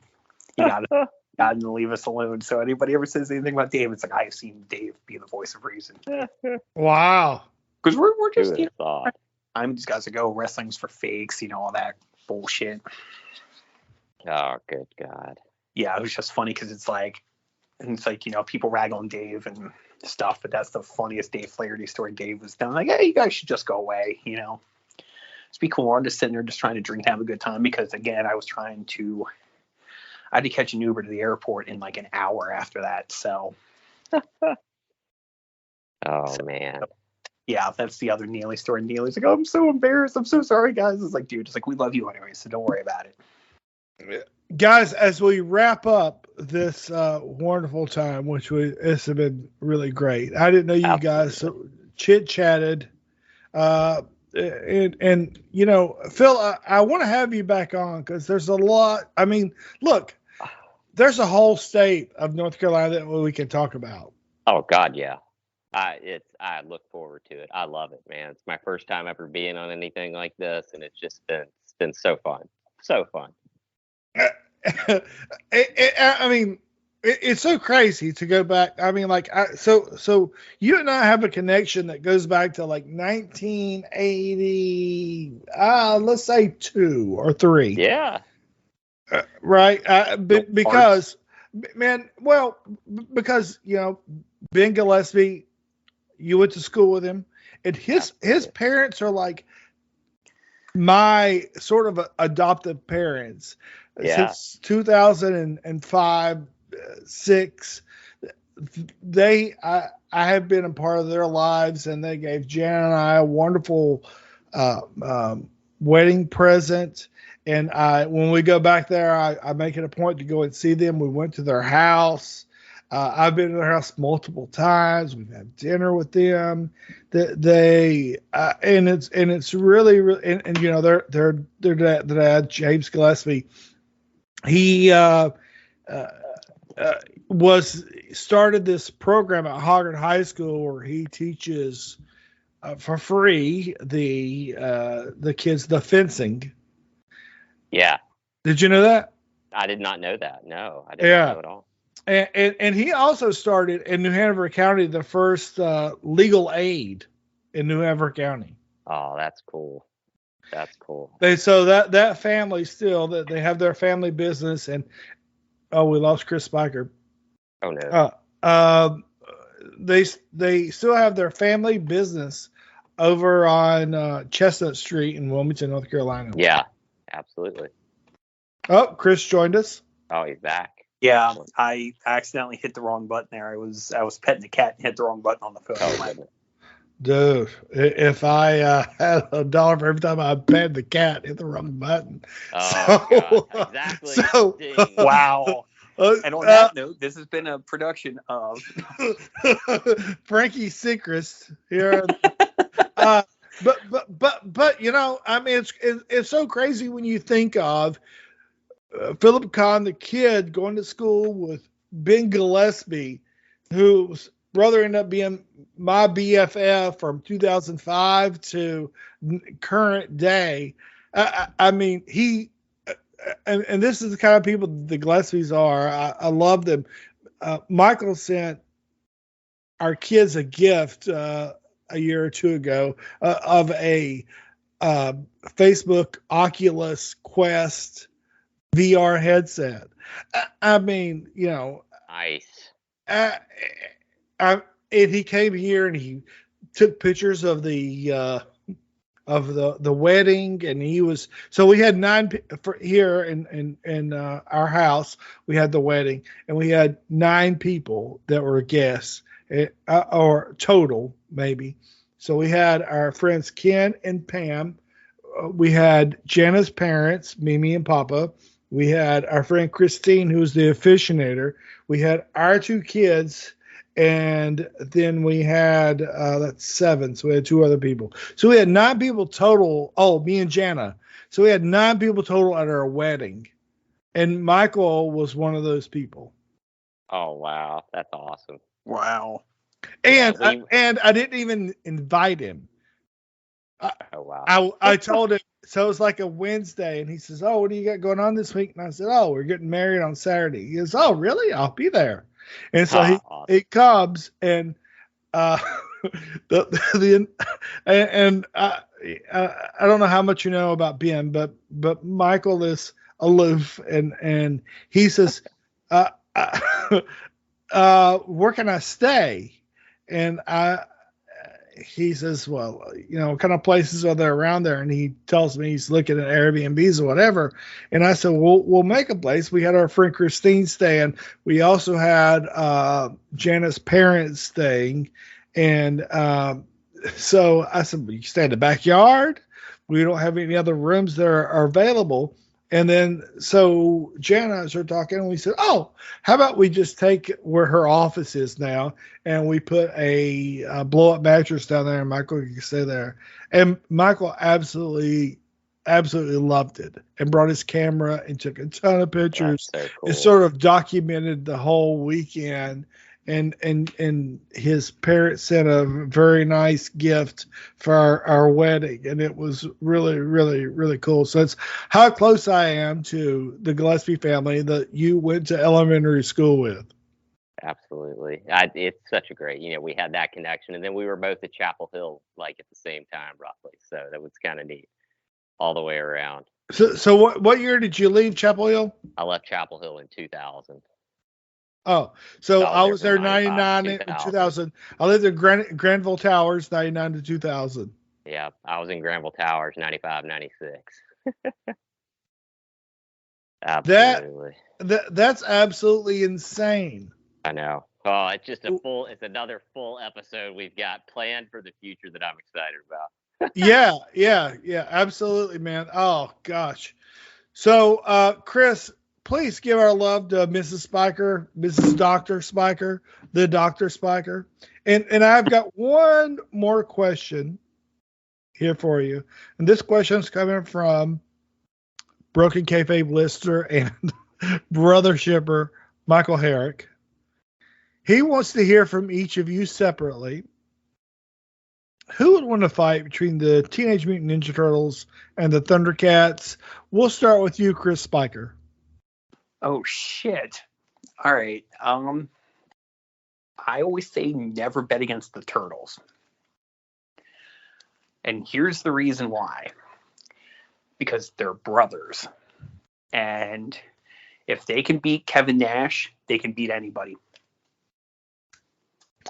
That's a great answer. And I saw, oh my gosh, was it Chris Zaha or somebody posted a picture, and in the background I saw that I guess at signings Kevin Nash gives away or sells pictures of him as Super Shredder in the Teenage Mutant Ninja Turtles. Yep. I shared a car ride with Chris Sabin once back in 2006, and he was feuding with Kevin Nash. And we were talking about it, and I said, dude, all right. I said, he ever let you go over? I said, if he doesn't, I said, remember, it took 4 Ninja Turtles to beat him. He's laughing his ass off. He goes, oh my God. He goes, you're right. He goes, okay. He goes, that doesn't make me feel so bad now. He goes, I completely forgot about that. Phil, could you tell us where Teenage Mutant Ninja Turtles was filmed? The one with Wilmington, North Carolina, the original movie. Many of my friends were in the movie, and the scene where they have the kids in the arcade and stuff. There's a set of twins, Fred and Joe Graham. I was in school with them at the time. So they filmed it there, and it was marvelous. Marvelous. What was the arcade that it was filmed in? No, it was kind of like their lair. It was the lair in the movie. Oh, it's a made up. It was like a big scene, like where they had arcade games. All those sort of degenerates were there, and I remember because Fred and Joe, we were like, I think 11 or 12, and they got to smoke cigarettes on camera. So cool. So cool. But to answer your question, I would never bet against the Ninja Turtles. So I have an interesting answer to this question. It might be a little complex, shocking. If we're talking Thundercats versus the Turtles, if we're talking cartoon Turtles, I go with Thundercats. Fair. If we're talking the original Eastman Mirage comic Turtles, I'm going with the Turtles. If we're talking movie Turtles, I got to go with the Turtles. In any other realm, though, if we're talking cartoon versus cartoon, I got to swing with the Thundercats. That's sort of, I got to go with it. Lion-O, man. Okay. I mean, that's fair. I mean, I didn't really think about breaking it down like that. Okay, fine. I'll Okay, so Frankie, these are the text conversations that Phil and I have. Okay, constantly in between patients, in between cases. I'm just you're back and forth. Yeah, you're about to get into this here. Okay, fine. If you're talking about cartoons, He-Man and the Masters of the Universe or the Thundercats. Well, I can answer this. Well, Please, I want to see it. Yes, do you mean As only we the go. heroes of like the baby faces of the Yes. only the baby faces? Yes. And let me ask you this: what was Lionel's superpower? Was he just a lion-ish person? A lion-ish person. I guess he had the mind of a child still in the body of a human, right? Because that was the aging process where they were sent off on the spaceship. I think that's what it is. I'll have to go back and check on Look, that. I was a much larger Masters, and this is look. I'm not a booker. I'm not a theoretical booker. But let me just tell you, I was a huge Masters Universe mark, and it was such a gift to me that my mother would take me to places and let me pick out a Masters of the Universe character on the wall, like roses or I don't know, Dollar General, Roses. wherever. Yes. Yep. Right. And I'm telling you, being that Prince Adam could power up and be He-Man, and he had the power, and then you had many arms and you had these special powers. I didn't see all those special powers with the Thundercats, so I would say the Masters of the Universe would kick the Thundercats' asses, even though I love the Thundercats and the way they look. And I agree with you on that. Though, in parting, I agree with you on that. Masters of the Universe is a different level. Because come on, whoever the Thundercats faced were nowhere near as cool as Skeletor. Bottom line. No, absolutely, across the board. Agreed. Mic drop on that one. Yep. Absolutely. And that is how we end, because we should end with noting the fact that Skeletor is ultimate top tier villain. Yeah, absolutely, 100%. The only thing I liked about Mum-Ra was that Mum-Ra changed, so he could be like this crippled old man, and then he could kick out and become this like top tier villain, right? Absolutely. But Skeletor was all the time a badass and had this badass look, and I thought that, and plus he was snarky to the people that were underneath him, which is exactly what a villain would do. So It's like, Chris, people that worked under you would never be snarky to them, right? It's like you'd never be like, postman, deliver my mail. Right? Phil, as a doctor, you wouldn't be like, yes, nurse, please give me that scalpel and that cutter-rusting tool, you fool. Right? I mean, that's... Absolutely. Skeletor, he was a heel to even his own people. Yes. So Skeletor was definitely the ultimate heel. Yeah. Ultimate. Yes, and thankfully they continued that in the new series as well. That did not disappoint that he continued that in the new series, and it came back to bite him in the ass. So. Yes, it did. Well, awesome. Fun. All right. Well, thank you guys so much. I'm so blessed and happy that you're coming. Chris, we'll see you in June 2023. Phil, I look forward to seeing you and Miss Martha down there. And I look forward to talking to you again. Hopefully to be on the podcast again sometime. Yeah. Awesome. Hey, listen, the door's open anytime you want. Seriously, just basically say, hey, are you free this day? And I'll say yes. And then you can come on and we can talk some North Carolina stuff, because I mean, that's how this whole thing came about. I hit him up and said, hey, we're recording in a while. We should get Dr. Khan on here. Oh, that's so awesome. I was so excited. So excited. All right, guys. You guys take care. Thank pleasure. you so much for giving me a couple hours of your time. Always. And we'll see y'all soon. Love you guys both, man. Have a good Love one. you too. Bye. Ariel, this is the first time that we have had 3-segment show. Wow, that shows that we are running out of things to talk about. Actually, we're just making things up on the go. Just trying to fill time here, you know. Or is it 5? Or is it 5 segments? I don't know. But anyway, we're adding segments in here and transitions and whatnots. So I'm very excited about that. I'm very thankful. And so we'll have, and I'm glad that I broke up the SpikerCon conversation there into 2 parts. Mm-hmm. I don't want these to go that long, the episodes, because I know that the brother shippers are busy nerding out, talking about Dragon Ball Z, FaceTime, and Bailey. You'll never hear that sentence ever again. Yeah, we know what we really do. We talk about food and we eat. So yeah. Well, so on this week, Breaking Kayfabe with Belgian and Barry, they talked about tipping, and I sort of wanted to throw something in there about tipping. And what they specifically talked about, if folks haven't heard it, is they were talking about, how much do you have to claim? And Barry hit the nail on the head when he said, you have to claim everything legally, right? Do most servers? Probably not. But in North Carolina, I don't know about other states, but North Carolina, we have something called the tipped employee credit. It's probably not called that, but it's close. And so that means, or what it does is allow employees who get tips to be paid less than minimum wage. Okay. Have you ever heard of this?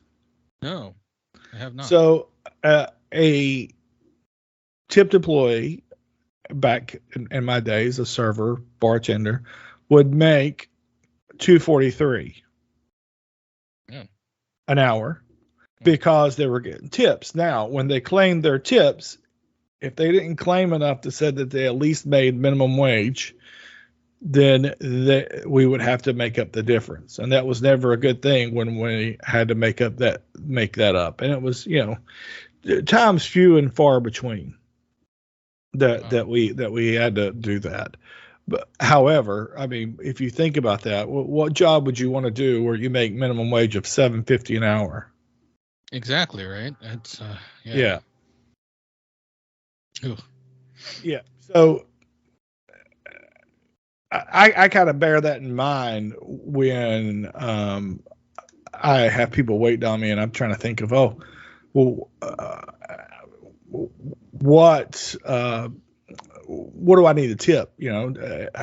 Of course I tip the 20%, but I always even if it's just $1 or $2, if it's just a drink or whatever, I try and give, because I know that they really aren't making much money per hour.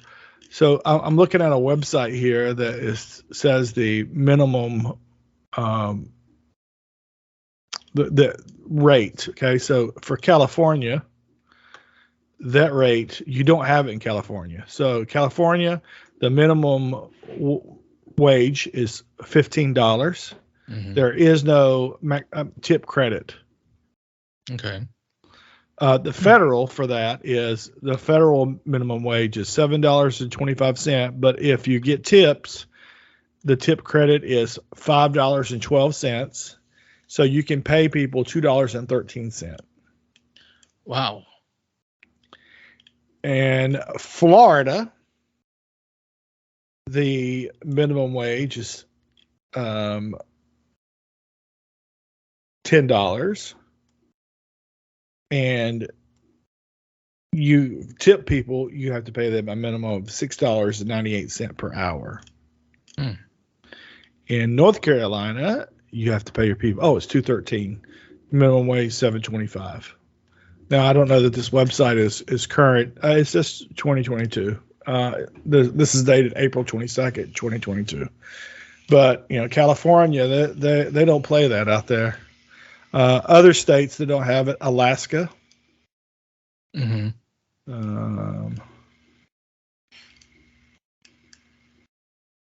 No.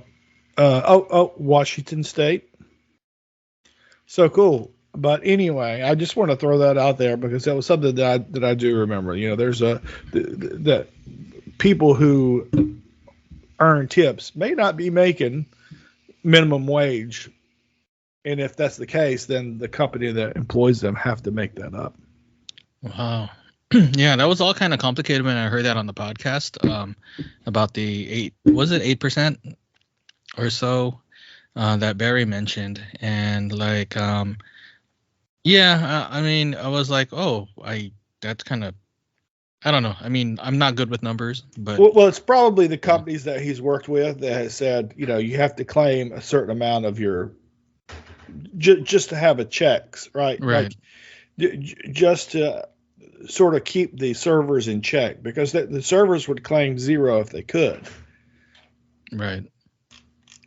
And so they may say you have to claim 8% of your sales, or you know, you have to claim 100% of your credit card tips because there's proof, right? It's documented that you made them. So if you made $50 in credit card tips, you have to at least claim $50.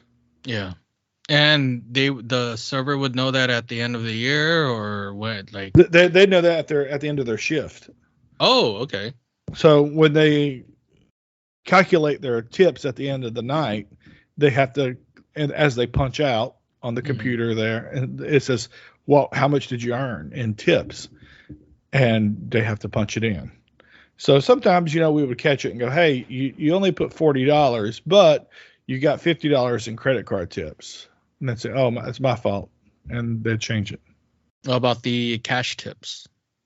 Cash tips? So we have to tell them, you know, the managers, server or manager has to tell them, hey, you got to claim everything. Mm-hmm. Okay. How about the tip jar? The tip jar, you know, I mean, it's the same. Like all of that should be claimed.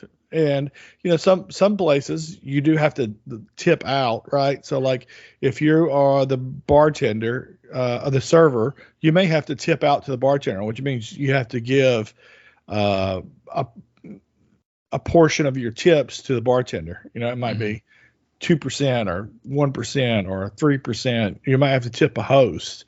So places that I've worked before, the servers tipped out to the bartenders and the host, and so the host and the bartender would get you know, some additional money from all the servers. So they would make, because they do make the servers drinks, but that's all, you know, dependent on the companies.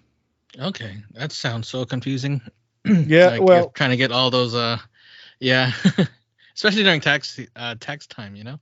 Yeah, well, it's not, because it's all done. So yeah. it can be complicated at the end of the shift, but it's not complicated when it comes to the tax time, because it's just like you get your usual, you know, what is it, the 1040? You know, you get your tax document and you just file your taxes like normal. Oh, okay. Huh. Yeah. Yeah. Cool. Cool. All right. Well, that's not a good segue. The last thing that I wanted to talk about was Vision Quest. Did you ever watch the movie? Yeah, when I was a kid. Once when I was a kid, when it came out, I loved the soundtrack. But yeah, I've seen it once. When I was a kid. I didn't really care for it. Because I guess, you know, it wasn't to me at the time. I was like 5 or 6 when it came out. Well, I saw it when I was like 7 or 8, so a year or two after it came out. I didn't have the maturity to know like what was really going on or whatever. I just saw wrestling or amateur wrestling, and Madonna. Like I was like big 80s Madonna. I still am actually. Big fan of Madonna from the 80s. So Crazy for You was like the song of the soundtrack, and yeah, but I vaguely remember like details in that movie. So as far as having a conversation about it, probably not the best person right now to talk about it. How about you? Did you see it before? Of course. Yeah. How was it? I wrestled, so you know, sort of mandatory that everybody had to watch that. it was impactful on my life, obviously, and I had seen it, I think, before I started wrestling. It came out 85. Oh no, let's see. So I started wrestling probably. I was. Oh yeah, I was in ninth grade, so that would have been 86. So probably saw it right as I started wrestling, or maybe just right before. And he dropped weight, and so I dropped weight. Mm. And I've said this before. I was 5'10" and 116 pounds my senior year. And I don't know how tall I was, but I wrestled 119 through high school, all the way from freshman to senior, which, having a son that I see growing I've realized that's just not healthy. Right. Because no, because, he should be growing. Right. And right before I went to the Army, I weighed 135 when I went to the Army. At the end of basic training, I weighed 165. So in 13 weeks, I put on 30 pounds of mostly muscle. Look at you. Wow. But that's the difference is, doing that constant military workout and eating, 3 meals a day, and they were big meals. Right. They're usually high caloric meals in the military, right? Yeah. Yep. And so you'd have like 2 vegetables and a meat, and then you'd get like your water or milk. Mm-hmm. And they made you eat it really, really quick. Yeah. Yeah, I heard about that also. Yeah. So yeah, Vision Quest was it was a big part of my childhood. Up until the time where I discovered girls. So about the middle of my 10th grade year is really when that's when girls noticed me, because I went from having the mullet, and I had really thick glasses. I wear a contact lens now, but I got contact lens and cut my hair for wrestling season, and everybody was just like, "Whoa!" Mm. So I was the ugly duckling that blossomed. That's awesome. I have a question. Yeah. How accurate was the wrestling in Vision Quest?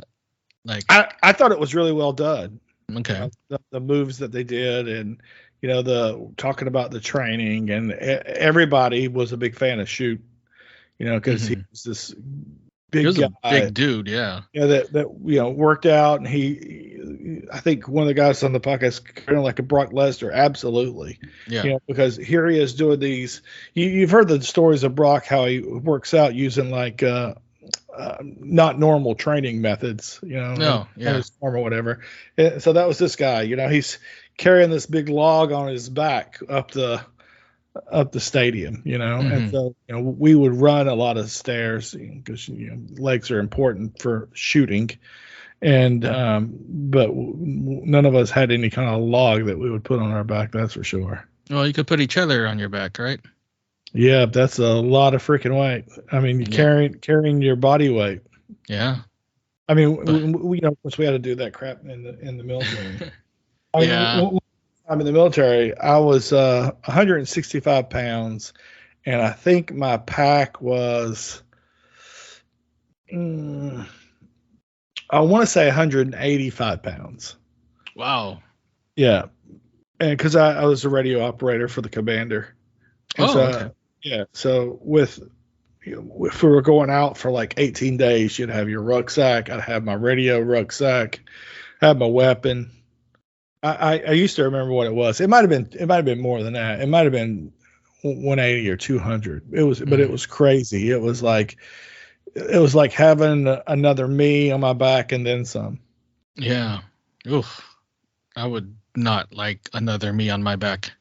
Right. And then some. Yeah. I mean, it wouldn't happen today. That's for sure. No. But still. But this week I picked my son up, and like I said, he's about 125 pounds, and I put him in the human torture rack in our kitchen. So wow. So, I can Did still you turn pick it into a burning hammer afterwards? Dude, I don't even look. This is what a WrestleFed is. I don't even know what a burning hammer is. Can you please describe it? Go look it up. I can't really describe it in. I can't do it justice by describing it. You gotta look that son of a gun up. Okay, I am right now. Here's a gift. Okay, he's on his back. Oh my gosh, he dropped Misawa right on his noggin. Yeah, that's a beautiful move. Wow. Yeah. Burning hammer.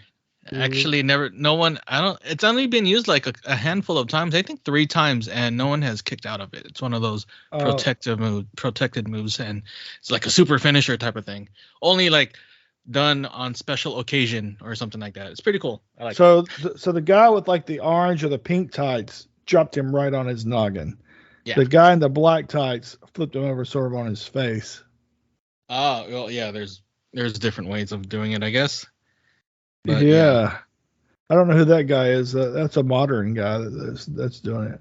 Kenta Kobashi from All Japan and Noah did that move. That's like his other finisher when he, wrestled Misawa and all that. So.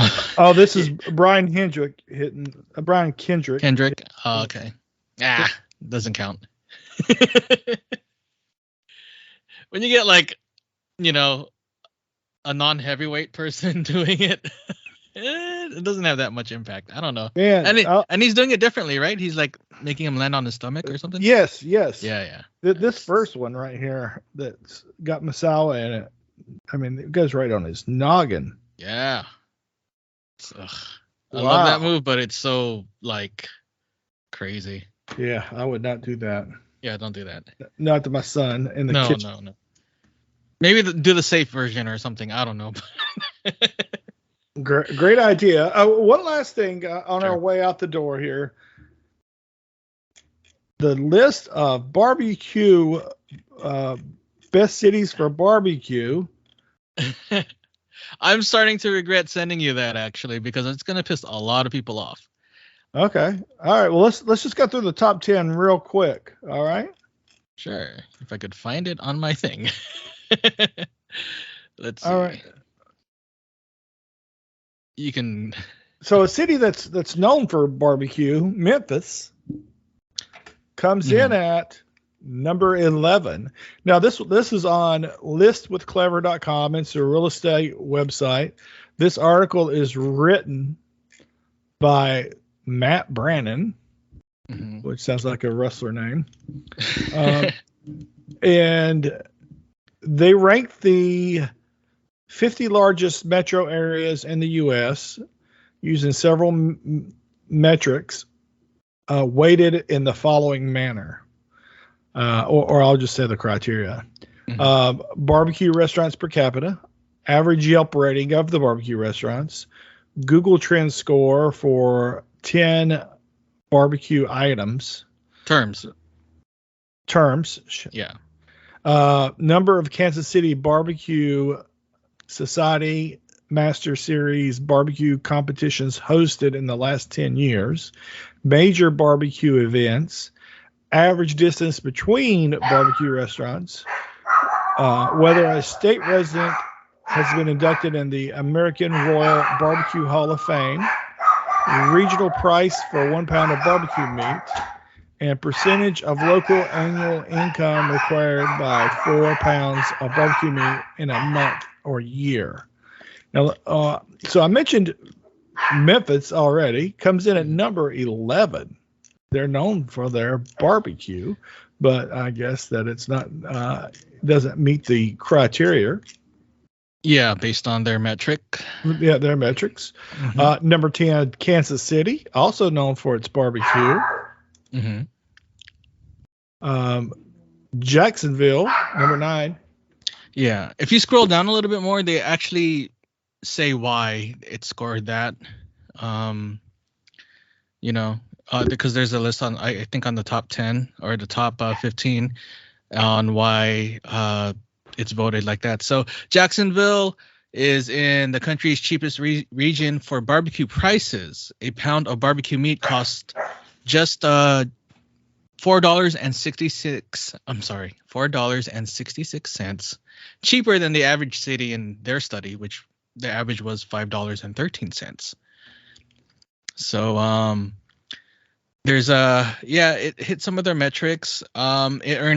Jacksonville earned like 79 out of 100 in their Google Trends metric, and they have 3.5 barbecue restaurants per capita, which is 100,000 people in their thing, and so that's why it's voted number 9. Number 8, we've got Oklahoma City. Mm-hmm. Number 7, this is surprising, Tampa, Florida. Woot woot. There is a local favorite called Al's Finger Licking Good Barbecue. Never heard of it, but apparently it's over in Tampa. Okay. Number 6, Birmingham, Alabama. Mm-hmm. Number 5, Las Vegas, Nevada. Oh, it's pretty surprising. Again, they have, I guess, they have the most barbecue restaurants per capita.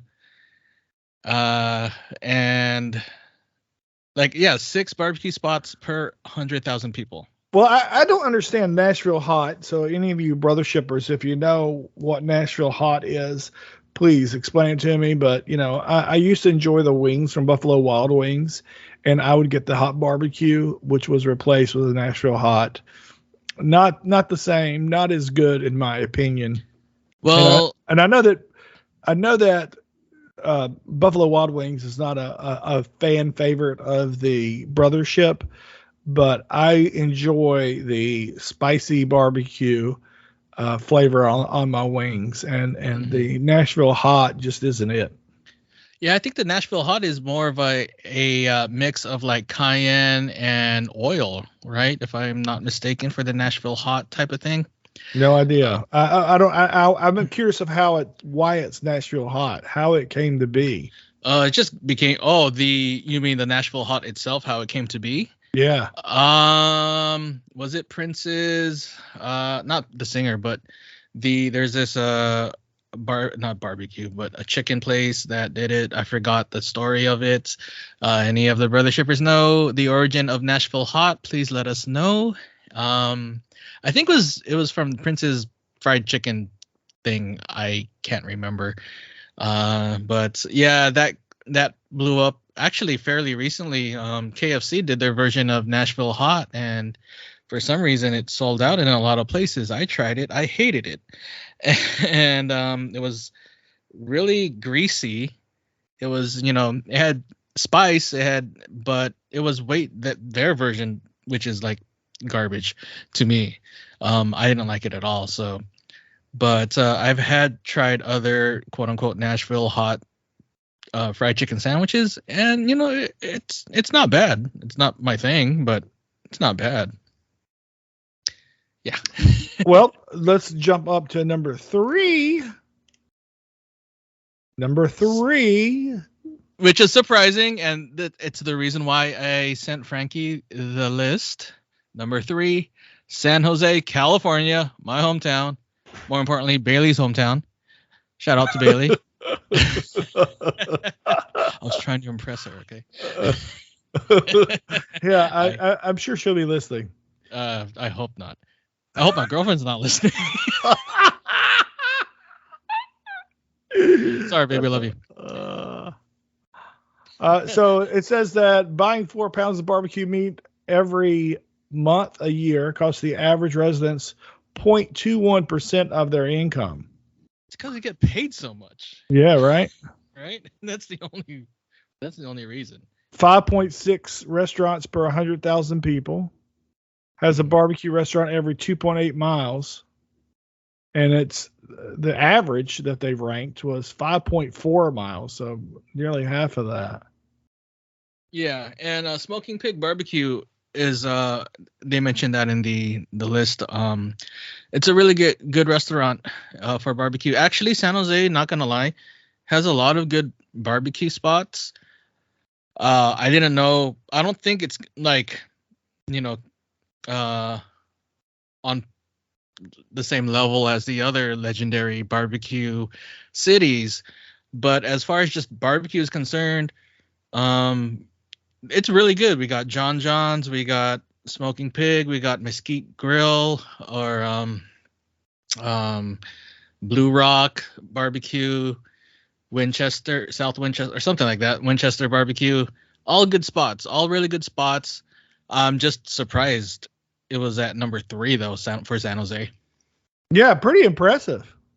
Yeah, but my goodness, it's I don't know. I think it's. I mean, the metric, it's kind of skewed because I guess I mean, they a big help to that is the affordable meat. Or I mean, because of the higher pay rate we get over here, we can afford to buy more meat, I guess, higher than average with the, and I guess they're popping up barbecue spots left and right over here. I don't know if they count Korean barbecue because we have a lot of those too. I don't know if this is just straight up like, Texas style or American barbecue. But yeah, it's surprising that there's a lot of 5.6 restaurants per 100,000 people. There's like over 1 million people here. Yeah. So, yeah, very surprising. Pretty crazy. Yeah. Well, Okay. we'll round out the this list with Austin, Texas is number 2, and San Antonio, Texas, number 1. Have you known San Antonio to be a barbecue mecca? I mean, compared to like Austin and other places in Texas, no one really talks about San Antonio, right? I have never been, but no, I have never heard it. That's kind of interesting. Yeah, pretty crazy, right? Yeah. What a bullshit list. So weird. But yeah. I don't. So don't get mad, brother shippers. If I mean, I don't agree with this list either, particularly for San Jose. It's really surprising. Caught me off guard when I saw it. But yeah, that's the list. It's kind of weird. Las Vegas, Tampa, Jacksonville, cities that you'd never think of like having really good barbecue or great barbecue compared to like, Memphis and Nashville and Kansas City and Austin and all that. So, brother shippers, when you come to the CWF Legends Fanfest in November, I guess you have to try the barbecue. Yeah, at what was it? Al's finger licking. Yeah. Something. Yeah. You should try it. Yeah, if we're over that way, we don't go out to eat very often, and we damn sure don't go all the way over to Tampa very often. What's wrong with Tampa? Well, it's across the bridge, and I mean, we stay over here, and I mean, Barry will come to Florida, and he'll say, "Hey, have you tried this place?" I mean, "No." He's like, "Dude, you've lived there, 4 years. You haven't tried this place?" No. I mean, we don't go out to eat very often. We went and got sushi at this place that we like called OEC. So we probably go out to eat maybe 2-3 times a month. Oh, that's not bad. Yeah, but we may do DoorDash or Uber Eats or whatever, but we don't go out to eat very often. Well, yeah, my wife is very frugal, so that we can bring brother shippers to the fan fest. That's even better, actually. Yeah, because I mean, dining out and door dashing also is very expensive. Yeah, and I'd rather stay with the dogs. I mean, to be honest, I mean, we got 3 of them. We got a pack, so I'd rather stay here with the dogs and eat where we're comfortable and know what food that we're getting if we're buying it. And cooking it ourselves. Absolutely right. That's true. That being said, we are going to eat out tonight. We are getting Mr. Beast burgers for my daughter. Ooh, my son is going to have Portillo's, brother shippers. I know you'll be excited for that. And Jenna and I think we'll get like an Impossible burger from maybe Red Robin. Wow, sounds good. Like impossible because we are eating healthy, folks. Yeah. Well, are those plant-based? Yes. are healthy? I mean, are they healthy compared to Yes, regular meat? lower calories. Mm-hmm. Same protein content type of thing. I'm not sure. I'm not sure about the protein content. But they are healthier. So the diet that we're doing, Noom, is emphasizes plant-based foods more. Chicken is, so they rate it in green foods as either being green, as in go green, not the color green, but green as in please eat all you want of them. Yellow, which is eat some, but don't overdo it. And then the last one is orange, and it used to be red for me, the category. I may have sent you a picture that showed some foods, but if I did not, then yes, you have, yeah. So I think I get my allowance based on my caloric intake. You can eat all the green that you want, right? But yellow, I get 1,300 calories of yellow, and I don't have my reading glasses on to see what this other number is. And the orange, I think it's 610. Yep. So then I can eat 610 of red food.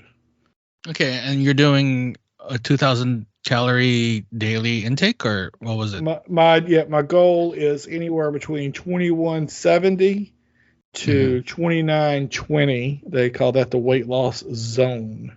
Oh. So I'm eating less than that, but I'm not hungry. And I mean, it's like part of the thing is like, hey, if you're hungry, eat a handful of grapes because there's water content in it, which will fill you up on the water. Mm-hmm. Instead of eating like crackers like goldfish, right? Yeah. So that goldfish would be red because there's no water in it. So chicken would be yellow. I haven't had steak on this, but I'm guessing it would probably be red or orange. Red. Yeah. And I say red or orange because it was red. They determined that people would rather call it orange instead of red. So they changed it to now it's orange. When we first started, mine said red. So I had red foods, and Jana's was orange. And then a week ago, they changed it and said everybody would be orange from now on. Okay. I guess based on feedback or whatever. Right. But like yesterday, I had 1,700 calories. And my goal was 2290 up to 3,000. So, yeah, I'm kind of okay. So that's also based on the fact that you're working out at the same time, right? I mean, because normal, quote unquote, normal daily caloric intake would be around 2,000, and I guess higher would mean you're taking in a lot more than you probably could be burning. But that's because you're also working out and you're burning at the same time. And yes. Yeah, because eating 3,000 calories a day and not doing anything at all is not a good thing. Yes. Yeah. So you have a step goal every day, and it goes up. So my step goal on Wednesday was 5,150. My step goal today is 5,450, which I've already hit. Nice. Yeah, I've been getting them going for some nice long walks in the morning. So, and I really feel like that's helping me. I think that part of Jen and I's problems is that we got up, went to work, or took kids to school or whatever, and then at the end of the day, we didn't feel like doing it. So we're sort of focusing on getting up and walking, exercise first thing in the morning, and then going on to work. And I love the Noom. So if anybody wants to talk about if they're contemplating dieting, give me a call or shoot me a text, and we could talk about it, and I could tell you all about it, of things that I like about it, and how it's helped us. Mm-hmm. Because I've done them all. I've done Weight Watchers. I did the low carb, which is hard for me. But and then there's all these articles that are in the Noom that tell you why you're craving this and what to do if you're craving it. Okay, I see. Yes, it uses psychology to educate you, and so you can make healthier eating decisions. Yeah, because isn't there like a quiz that you take beforehand before you sign up, or before just to have them assess your, I guess, your habits and everything like that? Yes, there is, and you take quizzes throughout it. I mean, there's, I think my progress on the course is like, I think I'm halfway done with the course, and then you could start it over. Okay, cool. I'm hoping there's no Dragon Ball Z quiz that's on there. Yeah, I would suck. I mean, I know Nimbus Cloud. Well, yeah. Kamehameha. Yeah. I know a little bit because I've been playing it on the Fortnite. Okay, that's right. Oh, I took a picture for you the other day. I forgot to send it to you. I think his name is Shinjiren. Am I saying that close to right? Let's see. Shinron, the dragon that grants the wish. Yeah. Well, they came out with the glider after you did all your Dragon Ball Z quests, which I did because I that's why I like to play. I like to do the challenges. Like go to this place and dance. I could do that. I'm not real good at eliminating people, but. You know what I love about this is when this podcast comes out at this time in the podcast, we're losing listeners, but Matt Crowder will have an enormous hard-on. Well, and that's important. Well, here's what we're going to do. We're going to lose a whole bunch because I'm going to wrap this up. November the 5th, CWF Legends Fanfest. Ariel Agbalog, my wonderful co-host, thank you so much for recording with me once again this week. I look forward to talking to you next week, where we will have a discussion on fast food from the legendary Michael Herrick, Jason D'Agostino, who please go check out his podcast. His number one, I think, is the Not Another Sports Podcast, and he also does Philly Baseball Together podcast. So if you like the Philly baseball, the Phillies team, please go give him a good listen. And then he does another on like Punk Pop. And also the 7-foot William Merriweather. He's 7 foot? Really? Pretty damn near it. Gosh, I know he was tall, but I didn't know he was that tall. It's like 6'8", 6'9", 6'10", Dang, but come on, kayfabe, brother. Yeah. Oh, yeah, kayfabe, brother. Like 7 feet tall and 427 pounds of twisted steel and sex appeal. Wow. Okay, wow, that's good. We're going to lose people. Yeah. Until next time, next week, if I don't die. Don't say that. This is Frankie signing off. Thank you all for listening. Bye-bye. Bye, everyone.